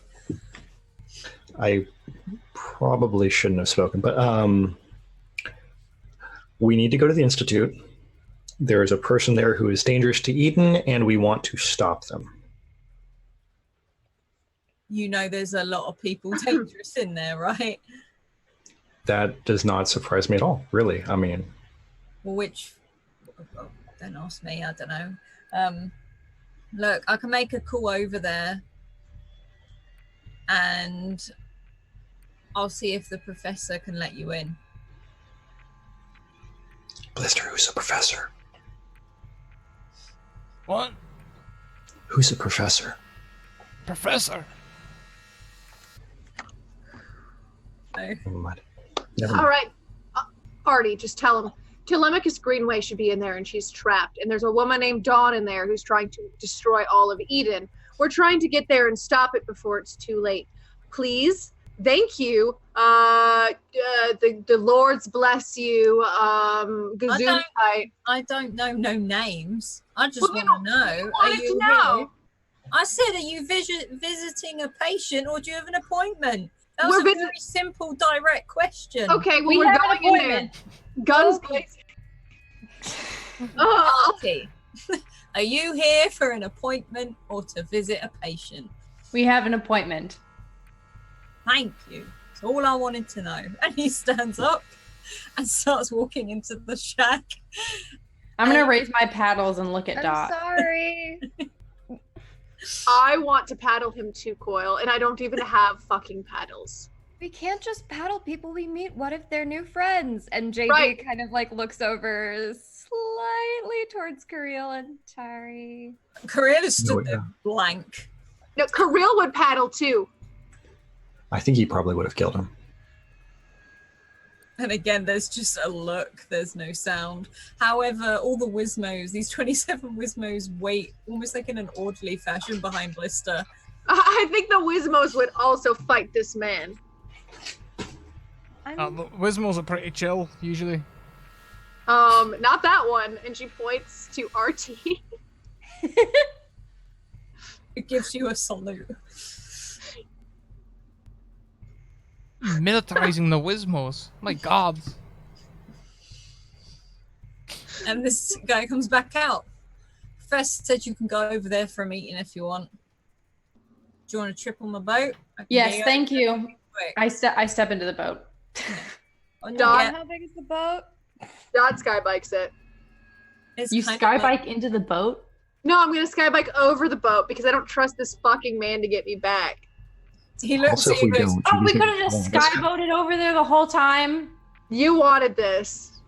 I mean, you can try a sky bike over there if you want. How What big does is the that boat? mean? Well, we can't just let anyone wander in and out, you know, this is a high security prison.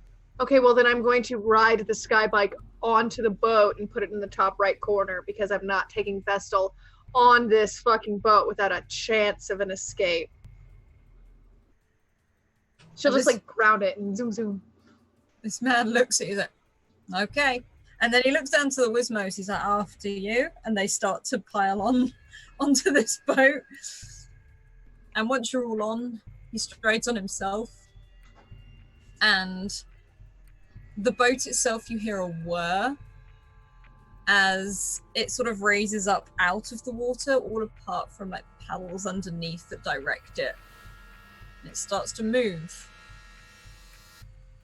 Baby is And- in as middle of the boat as she possibly can be and is holding onto something very tightly. You can hear him humming like as he sort of like directs this boat over, and he looks back at Dot. You might want to hold on to your friend if that bike's hovering. No, she'll ground it and she'll put her right leg down and she'll hold Vestal with her right arm as she leans off to the side. She'll be like, I'll hold on to her just fine, thank you. You don't need to tell me. Okay, I meant just land the sky bike, but you know, ever keeps you happy, and he keeps going. And as they go through, you get closer and closer to this island, and you see how big it really is as it looms in the distance. And as you get towards closer and closer, you see that almost like when there's like a heat wave where you see the heat rising off the ground where the air looks like it wobbles slightly. And as you pass through it, you feel as if you pass through like a thick, dense level of like water, like passing underneath a waterfall. And all the sky bikes drop and land on the deck. And he keeps going.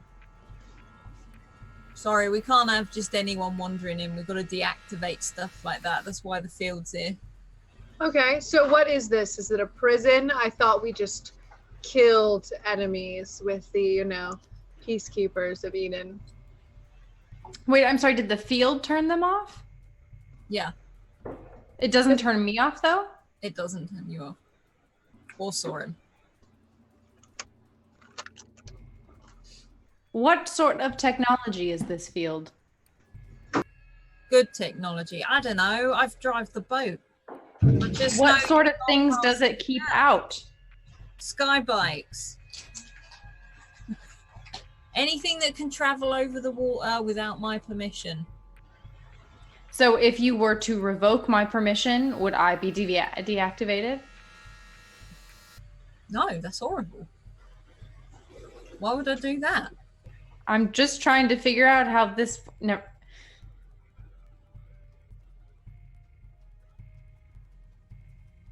So the question is, I'm sorry. My dear friend, may we ask who you are, who has the control over who gets in and out? Who are you to the Well, people? technically, I just do the boat thing. It's the professor that lets people in and out. Isn't it obvious? He's some kind of ferryman. Yeah, but the ferryman for why? For who? What is this institute? I told you, it's a prison. It's an institute, it's a prison, and we house the most dangerous people here. Criminals? Yeah, How do they come to you? well, you catch them. In the wild? They're not. I'm sorry. If I had a David Attenborough voice right now. So, no. Some of them have been here a long old time. I haven't actually seen any new ones come here for months. What sort of crimes do they commit? Murder, destruction, real weird shit.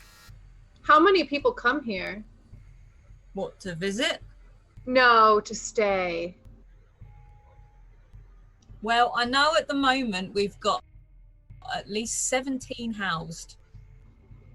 So what differentiates someone to stay here versus getting killed by the keepers of the peace?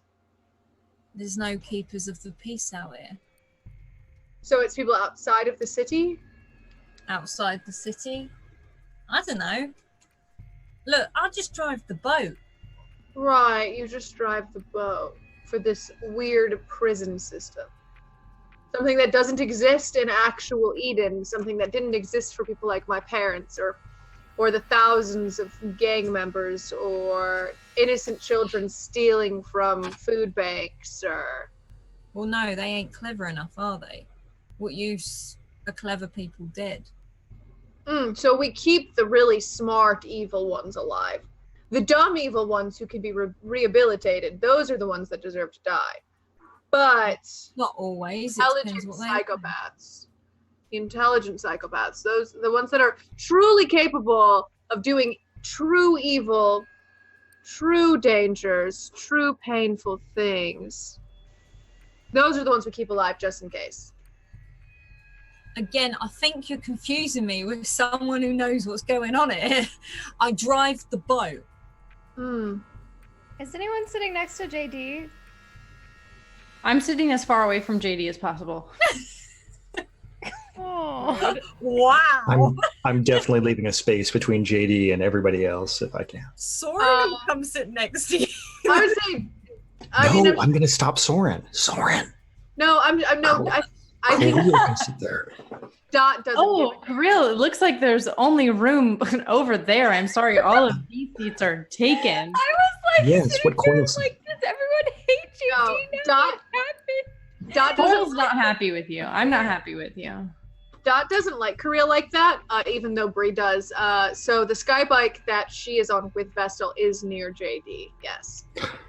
Artie's not Vestal, but he is using all of his mind powers to try to make Kirill sit next to JD. I Dot doubt is it's next to you. But she's Kirill can be good next to JD. He probably wouldn't sit down. He's just watching mainly the argument between Dot and this ferryman. I think JD was very sad when like she sat down in the middle of the boat and all of her friends sat very far away. No. He came over and just started stroking your arm, like patting you lightly. And she's like gripping her seat so tightly that the knuckles on her left hand turn like white and pale. And Krill she walks, looks around. Dot's Krill close. walks over and is like, Not Dot. Dot's close, but she's just really focused on, like, she's near JD, but is too focused at yelling at this ferryman to pay attention. Right. Artie is so sure he's helping. yeah, Krill sort of walks over to you. He doesn't sit down. Are you scared of the water? More like scared of falling in. Do we know what this person did? I mean, did they do anything? Why are... God, I can only hear Dot saying She's a just lot of yelling. things that I don't think this person deserves. I can't say anything. I just want to hold on. Why are you panicking? Okay, so you said there was water, right? And you said a lot of water, and I guess I didn't realize how much water. Can you swim? I think. You should probably learn to swim. I used to know how to swim. My arm, it's fine, and honestly, it's not that heavy, but it feels so much heavier in the water. And he sort of crouches down, he sort of squats beside you. That's stopping you from swimming. I haven't swam, like, I tried it once or twice, and I got pulled down, and I was scared, so I didn't do it again.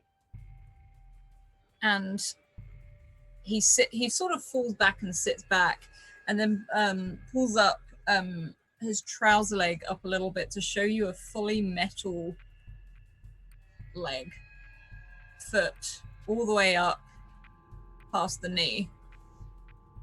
I thought you modified things. I modified mine so I can swim. You modify robots, but you don't modify your arm. No. Why?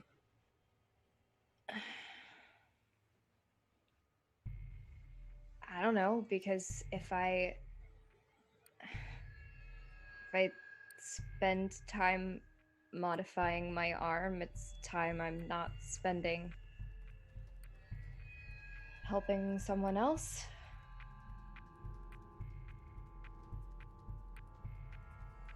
You do realize if you don't help yourself, you can't help others.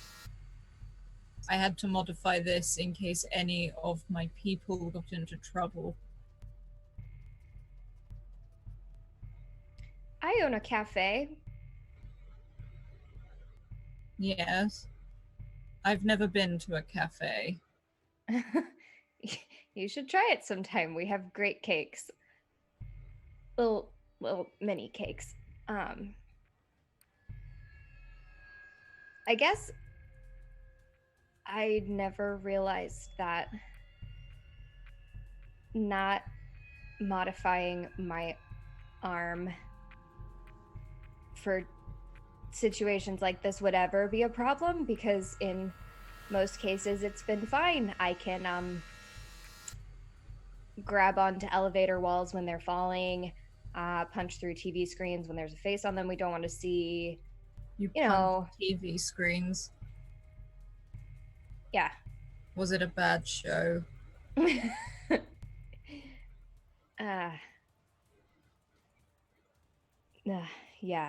Yeah, you could say that.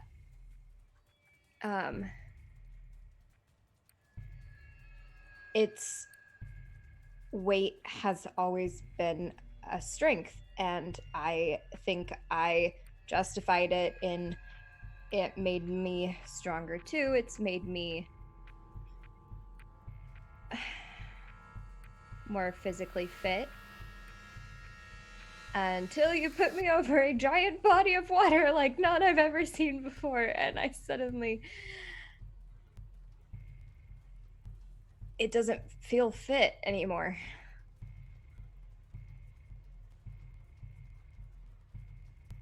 And he's sort of staring at you in confusion more than anything. It's sort of like his brow tenses.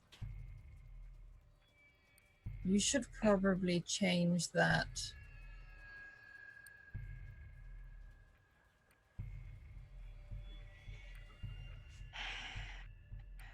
I will. Don't think you're going to fall overboard unless you intend to.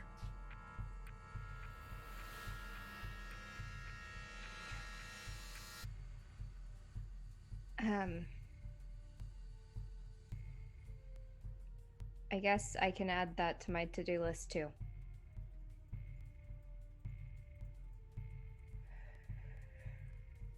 It's probably good that you do.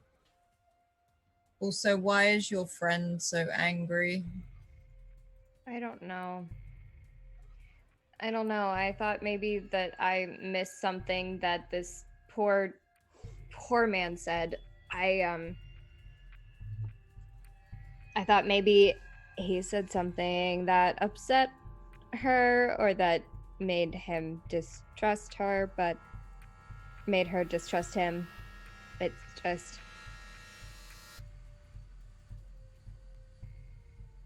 I guess we just really don't trust a lot of people, huh? How on earth did you come to trust each other?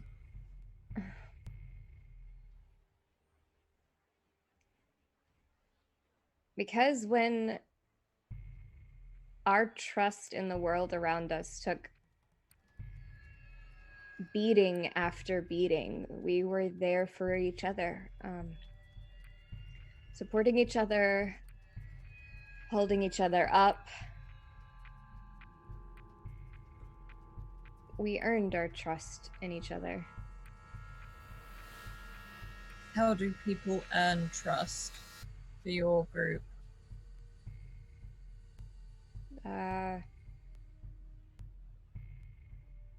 Well, sitting down over noodles is always a good place to start. But, and he sort of looks over at Soren and Coil. But they are both robots. How did you trust them if they can't eat noodles? It's more about the community of it.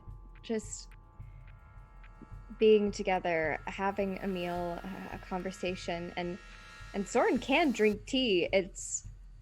There's a bit of a process to figure out, but she can drink tea now. She wanted to drink tea with Artie, and like JD, the more she's talking, the like less she's gripping onto the seat now. And you don't quite, he glances down and notices it, so he keeps you talking. And Soren, that's correct. Yeah. Yeah, Soren, I don't know that I really needed to learn to trust Soren. I've always trusted Soren. Soren was my best friend before anyone here was. I've always trusted her.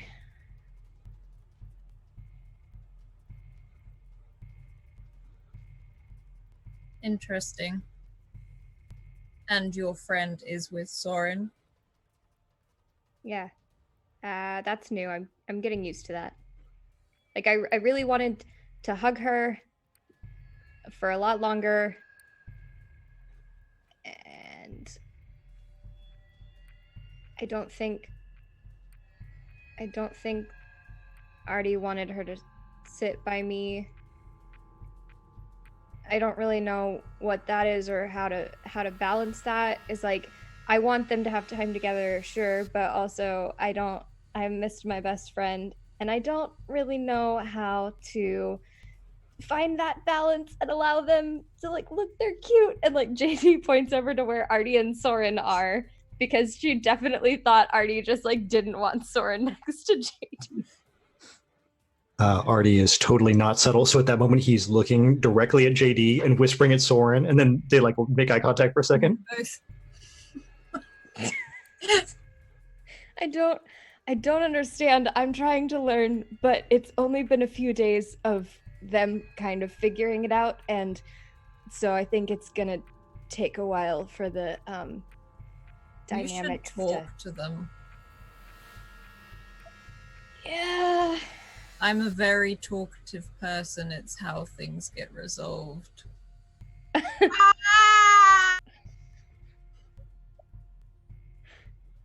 That's good. Why are you laughing? It's just I love talking, and you haven't spoken to them about it? No. Why not? Got caught up in my own head, I guess. Then talk to them. Oh my god. I'm gonna have to get post-it notes that I can just block out Heavenly and Bree whilst things like this happen. They're on the same side of the screen for me, so I just like, they are not for me. Like, ends.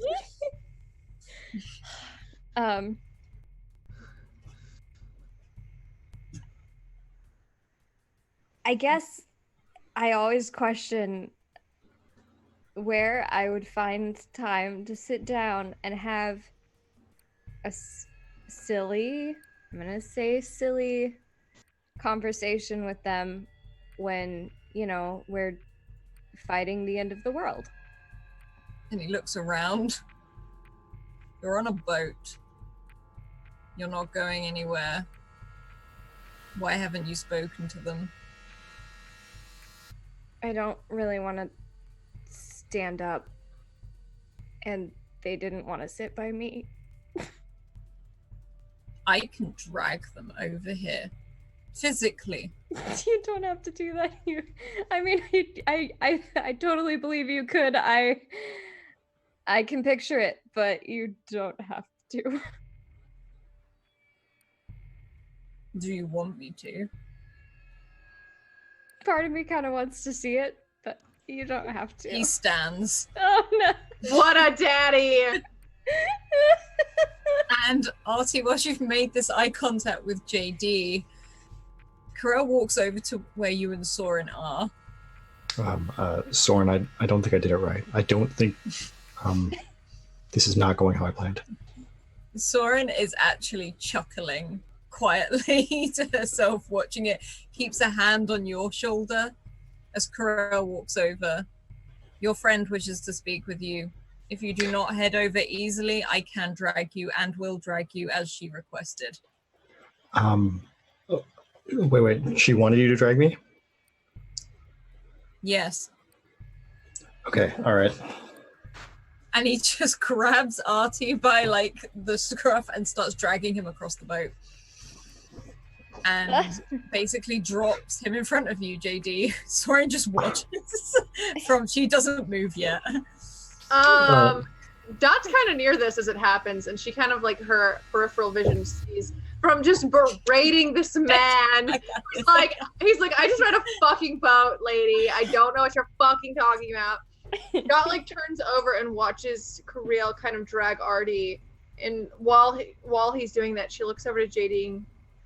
What the fuck is he doing? And Carell goes, they're going to have a conversation. And he drops Artie in front of JD. Okay. You okay, Artie? Yeah. Things are fine.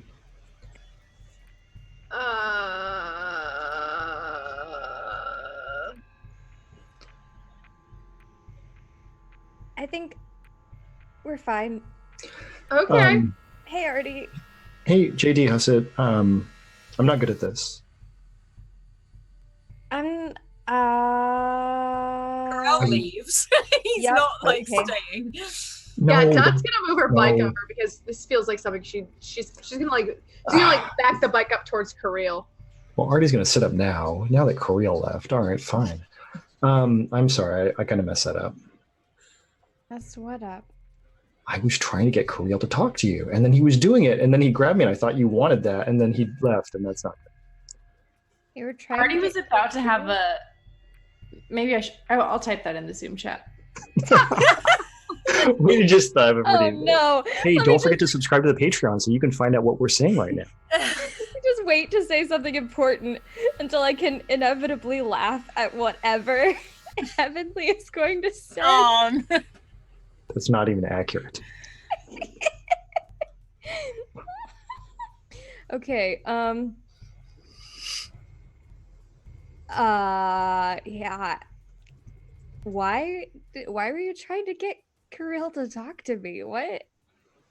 That's why I told him he should be coming with us in the first place. What? It seemed like you two were, I don't know what the term is, attracted to each other. But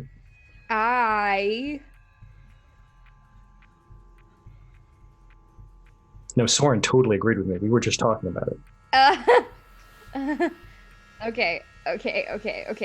Wait. So, I'm gonna ask a really silly, self-conscious question.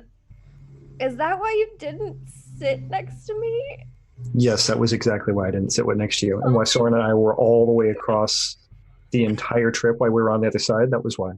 I thought you were mad at me, or you needed some time in your relationship, and I don't want to mess it up. I want time We've with been talking both. about you this entire time.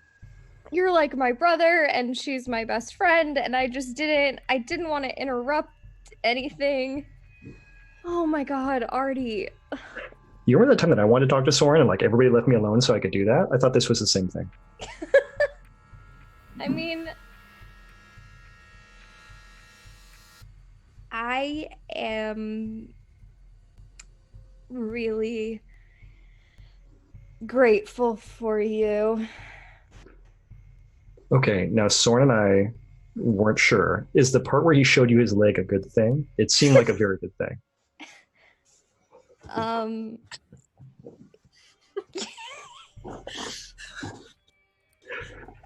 Artie has no idea what he's talking about. Soren is on Artie's level though, so they're both like, that's gotta be it. I guess, he seems nice. I don't want to come. He has a partner, and she's really nice too, and I don't really know. I just met them. They're both really nice. You sound confused like I usually sound. So I should probably just let you think about it. Do you want me to stop leaving you alone? I'd kind of like you and Soren to come sit by me for a little bit. Artie is like motioning at Soren.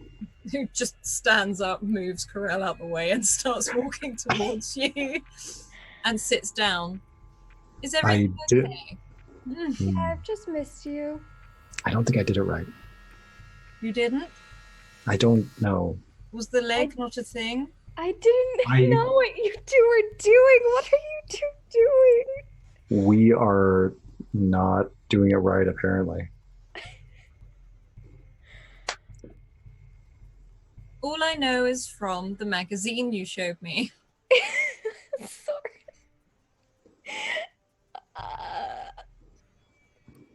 You know what? I'm just gonna pull them both together for a hug. There's just a... I love you both even when I don't know what to do with you. And Soren is like over JD's shoulder and looks over at Artie. Just sort of gestures, the leg not a thing. I have not any idea what's going on. Okay. And she just continues to pat JD on the back. Yeah.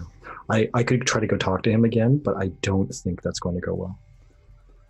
JD, would you like Artie to go and talk to him again? I don't think that's necessary. Oh, no, you know what? And Dot has already scooted back there and is harassing him while you guys are talking. Soren, maybe you should try to talk to Tari. Maybe that would be a better approach. I don't think anything is going to come of this, but you two are adorable, and I'm really glad you don't hate me. Why would we hate you? I just got confused and self-conscious and silly. I think I did it wrong. And Sora just nods. Are you saying anything to Corel Dot whilst you're there? She's gonna, after he stops, she's kind of backed her bike to his location. So we've had a talk about protecting my friends, and I just wanted to kind of touch base on the excessive force you used on the most delicate of my friends. It was requested Requested? by JD. JD requested you drag him. Correct. That's fine. Why did you end up joining us? I didn't understand that. I kind of left and then you were there. Why were you with us? I was invited By whom? by Artie. The one I dragged. Yes, I do know their names. Yes, thank you, Kirill. My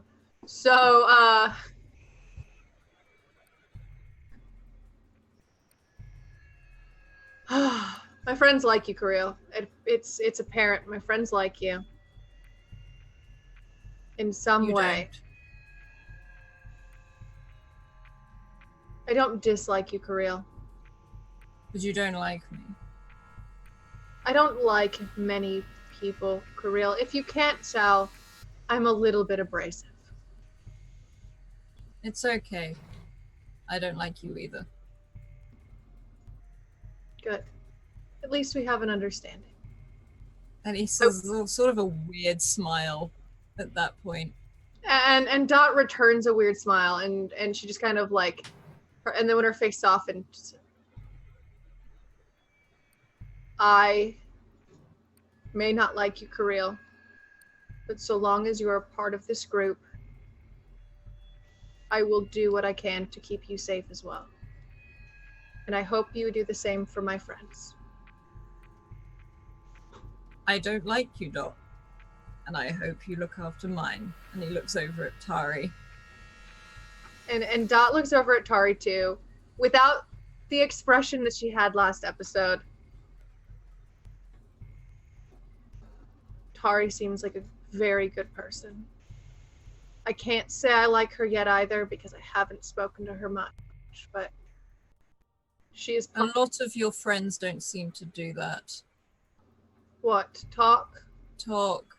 Having a connection and talking to people is rather important. I do it a lot. Well, It's we do. why I'm so good at it. Dot bites her lip as she kind of like crunches her face up and then normalizes. Normally, they all have very good communication with one another. The unfortunate fact of the matter is that we've been thrusted in a situation of life or death. I mean, one of us will survive as is. If nothing changes, one of us will survive an apocalypse and every other one will die. And I know the only survivor. I know which one it is. Everyone else is going to die, Kirill, if we don't do something.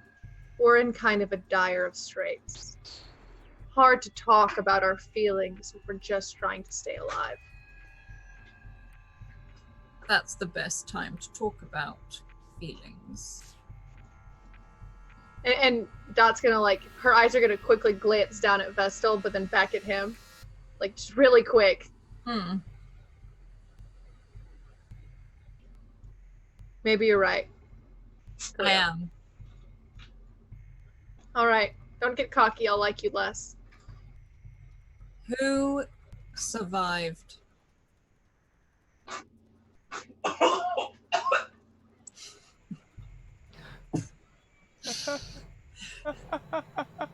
Fine, don't worry about it, guys. It's fine. He's okay. Okay. It's all okay. Dot looks at Kirill. It's not to be told to the survivor. Understood. JD is the only one who survives this apocalypse. Understood. Not to be said to anyone. Correct, other than you. Not to be said to JD. Apparently, because JD came back to visit me, an older JD. She told me that if I tell her younger self, it will ruin all of our chances. Kirill, that means you die. That means Tari dies. We won't survive this apocalypse. She made it abundantly clear that the only people she cared about that survived are her and Soren. So I guess Soren survives as well. But I didn't see Soren. Understood.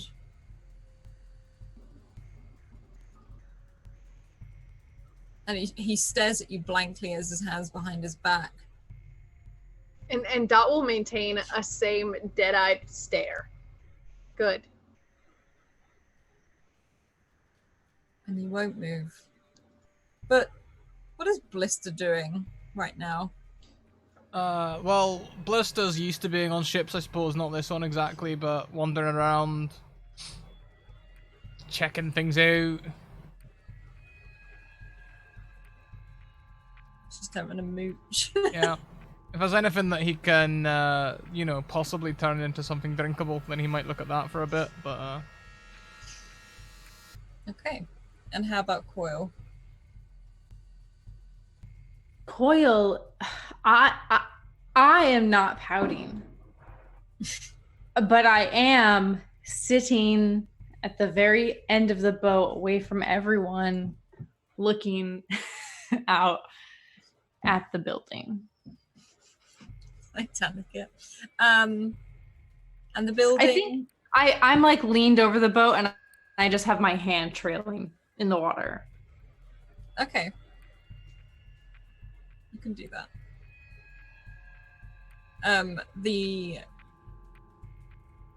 sort of the captain of this boat looks over to you. You not seen water before, have you? Not like that. No, I have not. What do you think? I find that it is impeding my progress, and I'm not a fan. Well, that's why you get a boat. That's why you get a boat. And he smiles really awkwardly, like, yep, that's why you get a boat. And he sort of looks in the other direction as you don't respond really too much. And we're nearly there, so it won't be impeding you much longer.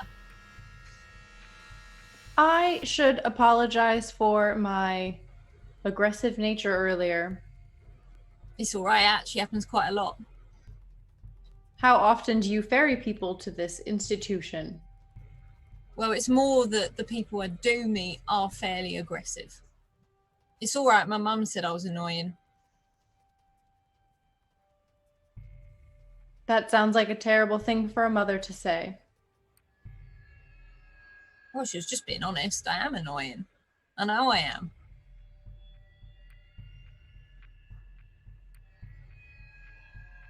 I don't think you're annoying. I think you have been very useful. Really? Okay. Thanks. I think.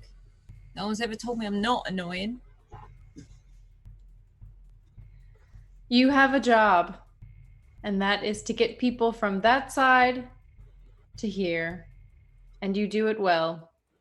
And you have a job, Yes, from the sounds of it. I do. What is your job? I am a fixer. Ah? What, like machines, or what sort of thing do you fix? Yes, machines. There is a machine here in the institution that has outlived its usefulness. Oh. So you've got to go in there and fix it then? I think it may be time to pull the plug. Fair enough.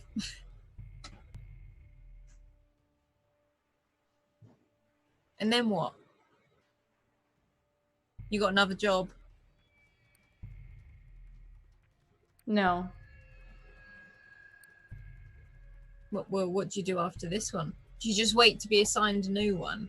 Sorry, I don't know how the old robot job thing works. Don't normally see many of them here. I am a robot.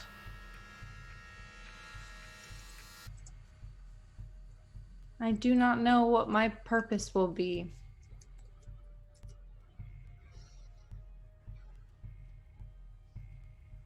Well, can't you choose?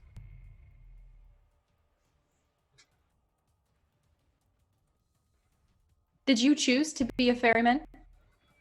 Well, I didn't exactly get the qualifications to get into medical school, but yeah, in a sense, I chose to be the ferryman. But you would have chosen medical school if you could have gone.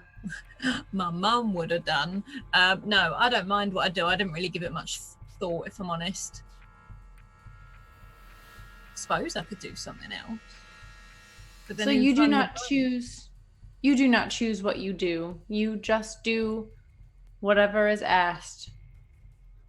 Well, no, they'd have to ask nicely. I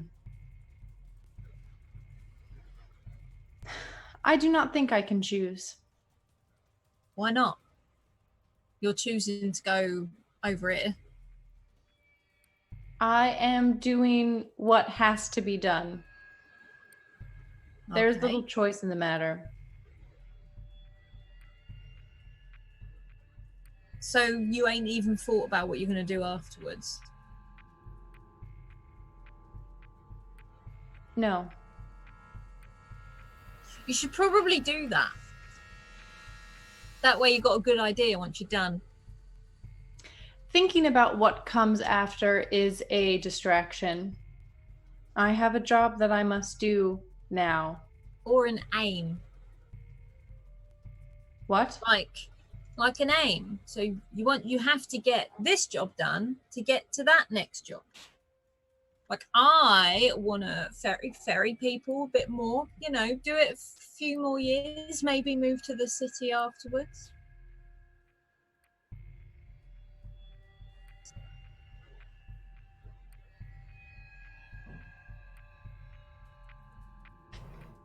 I will have to think on it more. Might be an idea. Anyway, we're nearly here. And he straightens up. And you can see as the boat starts to slow down, you get closer and closer to this pontoon at the edge of this island.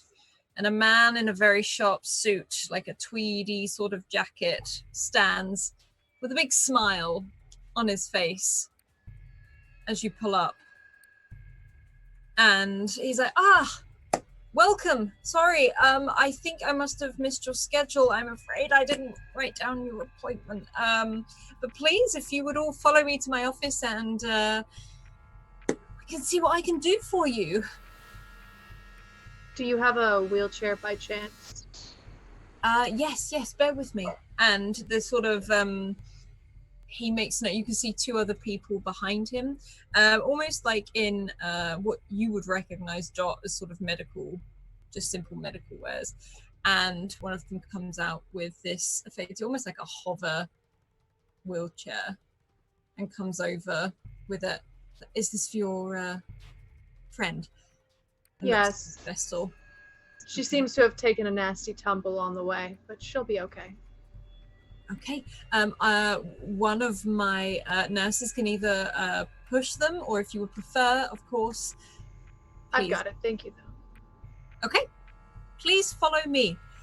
Oh, goodness. And all the Wizmos start piling off this boat. And Corel steps off. And Coil, before you go, the sort of the captain of this boat is like, just have a think about it. You know, might be worth something. I'm going to look back at him as I step off and say, what is your name? Tom. Thank you, Tom. Thank you. What'd you say your name was? Coil. Okay. Thanks, Coil. And he sort of moves back on to the boat.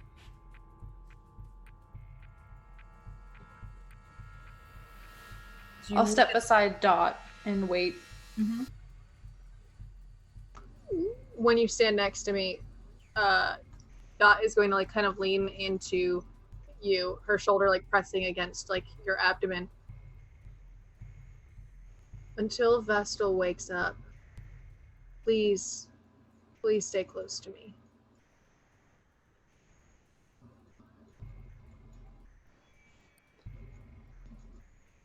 If I am able to find where Adam has been uploaded, I will make that my priority. I respect that. But so help me God, if something happens to Vestal while we are in here, I will never forgive you.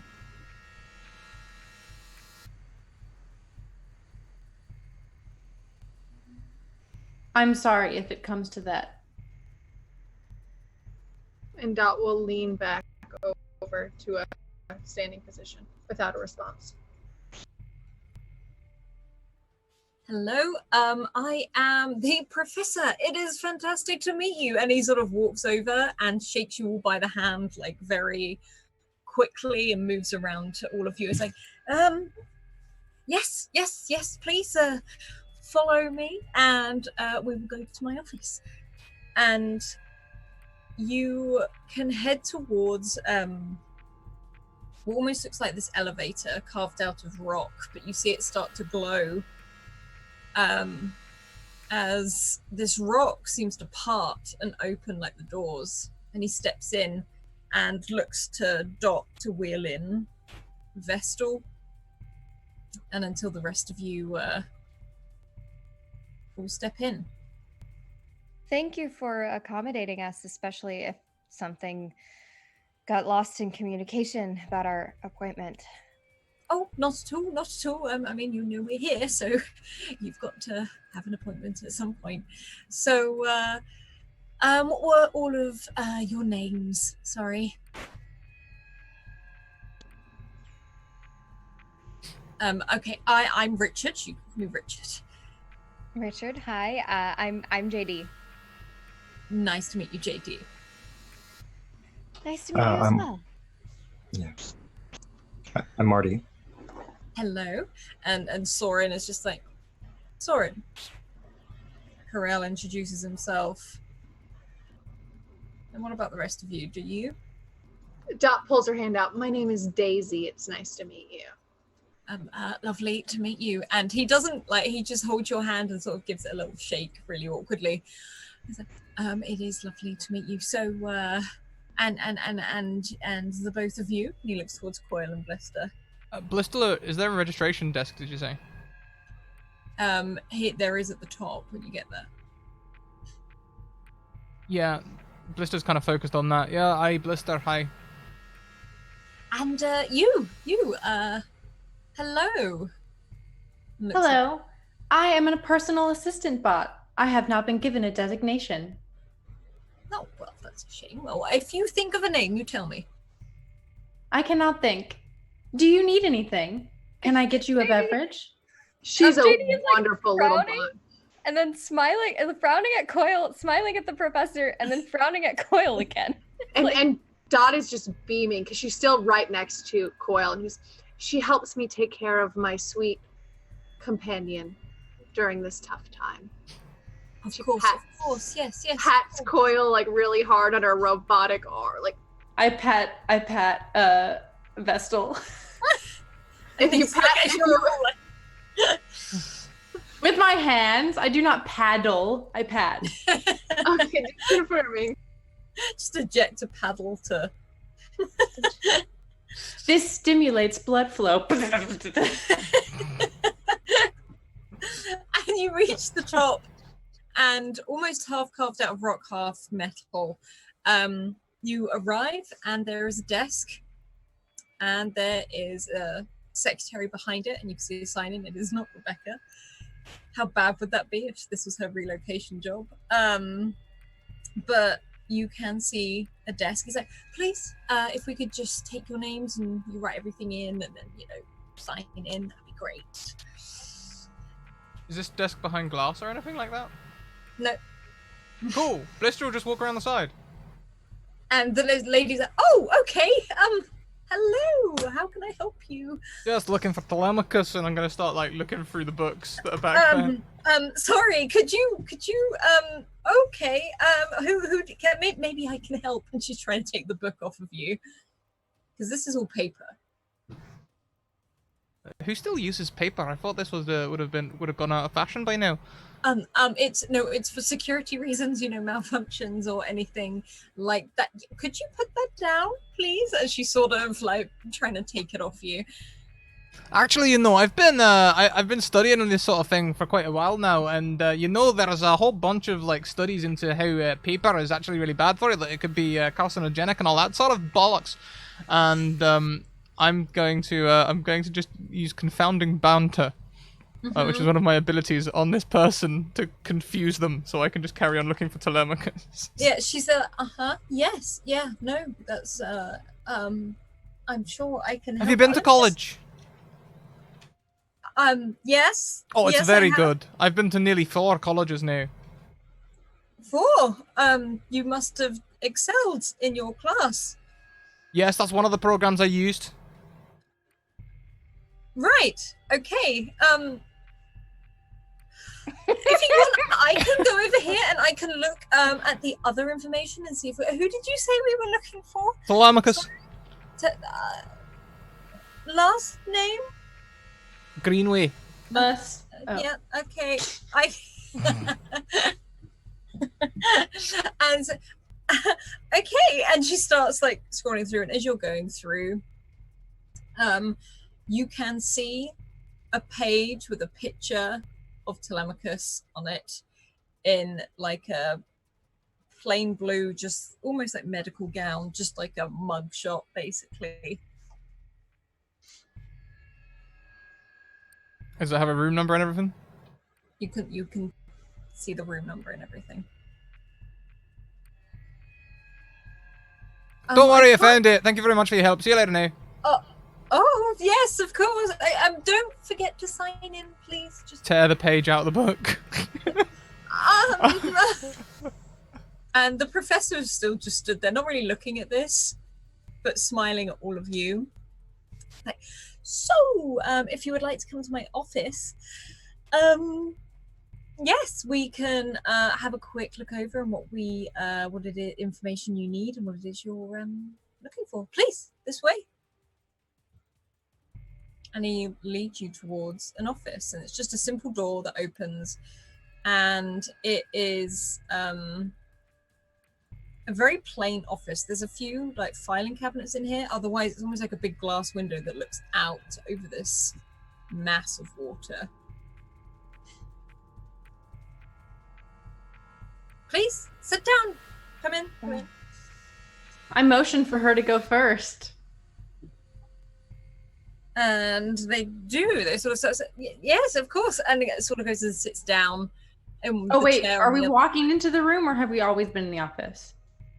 I know, walking into the room, like he's walked in and sat down on the chair, and he's looking at you all like, "Please come in." No, because you know, I had to do it to him. That as soon as he walked past that threshold, I came up behind him and I paddled him in the head. Oh yeah, and Dot is like behind her, like one hand on the hover wheelchair, the other hand like reached over to grab the. Oh, like, you know, I had to do it to him. On her like stun baton, and she's just waiting for Coil. Roll a might for me, please. Paddle. It's time to paddle. Can she have advantage? Do I have advantage to give her? Ooh, can I give her advantage at paddling? If you want. I want to give Coil my advantage to paddle this man down. Okay, I'll roll twice. Yes, I'm glad I did. Whoo! Describe how you do it. I'm going to do just very similar to Rebecca, where as soon as he steps into the office, I'm just going to close the space between us really quick and just kind of paddle him like really hard right here on the back of the head with like the hardest part of my paddle, which would be where it's at my arm. Yeah. So I'm just going to kind of like boop. Yeah, you can. And then kind of like direct his body so he falls into the office. Yep. You can do that, and he falls into the office. The rest of you just see this.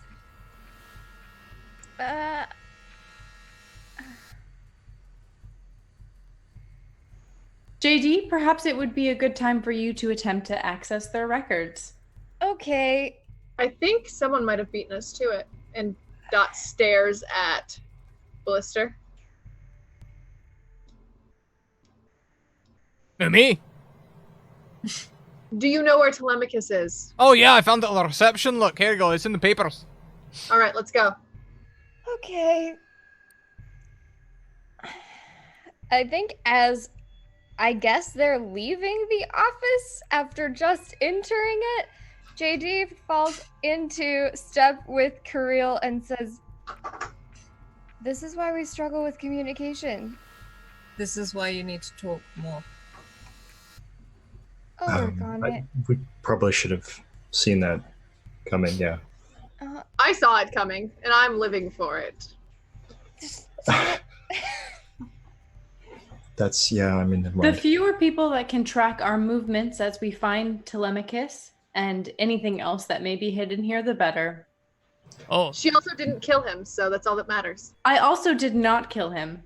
That's good. Thanks, Coil. Should we take out the receptionist as well then? Yes, very good idea. And I will begin to speed walk towards the receptionist. Is there a computer in this professor's office? There is. Maybe Artie and Soren should work on that while you all paddle people unconscious. Dun, dun, dun, dun, dun, dun, dun. Paddle, paddle. You could start walking up towards the receptionist. And she looks up. Who's like, he goes down rather easy, doesn't he? Excuse me? Excuse me? Excuse me? What? What? What? I'm sorry, we don't allow weapons in here. It's a high security area. We don't How have far any... away is she from me? She's the other side of the desk. She's freaking me out. What is she talking about? Did she see us paddle this guy? Yes.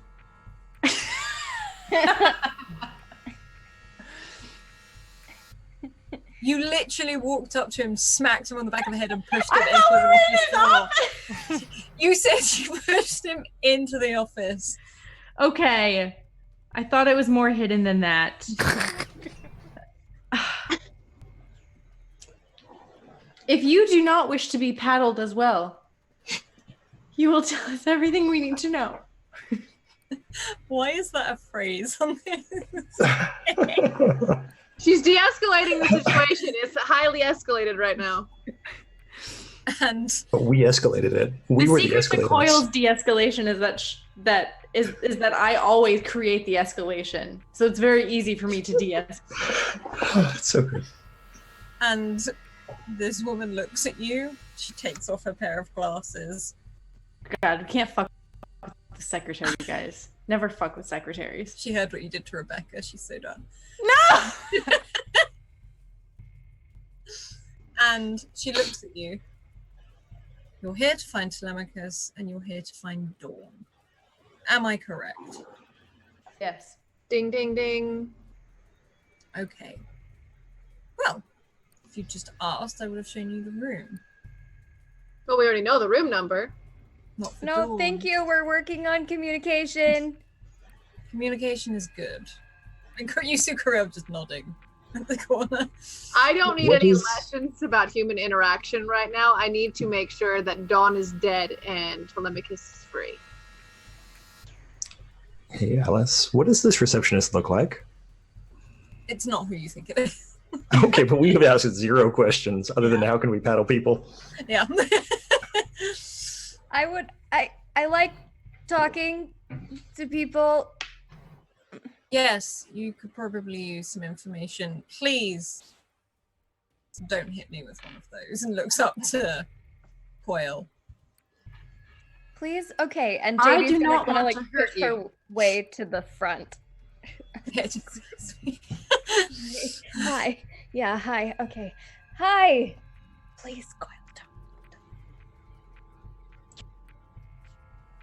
Hello. He is Hi. useless. He is the front of house, as we call it. Okay. Still sorry that he might wake up with quite a goose egg on his head. Okay, I'm not too bothered, but okay. Right. We'll take responsibility. I love her already. So obviously you know why we're here, Yes. but we're not entirely sure why we're here. We're here to find Telemachus, and any information you can provide would be very helpful. And she sort of pulls out another piece of paper, again with the same information that Blister has with Telemachus, and pushes it over. Then takes out another file. It's like, this is Dawn. And that one, as she sort of points through your group towards Vestal. Don't take her near Dawn. Why? Well, I've never seen another one before. As she flicks the folder open, and you see Dawn, the crystal at the center of her forehead. Just, be careful. And that's where we'll leave Eden tonight. Wow. Okay. It's fine. It's fine. It's fine. I will not let Dawn hurt my witch wife. Do we just have to scream for a week? Because I'm feeling like screaming for a week. You're all good. My tummy hurts. That's because you ate a plate of potatoes. No, this is a Oh, different on tummy screen. hurt. This is a different tummy hurt. Okay, I'll let you. Scrat, I may as well hand over to you to wrap up. Or do you want me to wrap? Absolutely not. This is your show. You carry on. Okay, so everyone, we would love to hear your thoughts in the Discord. I can't believe there is only 2 episodes left of Eden, which is insane. That's why my tummy hurts. Yeah. So please check out all the links that are coming up in chat now, including a huge thank you to our wonderful sponsors in the form of Bird in the Storm and also Maychan Press. Thank you to our wonderful players and obviously Scrap for coming in and bringing back Blister because it makes me happy. Otherwise, keep evoking emotions and we'll see you all later.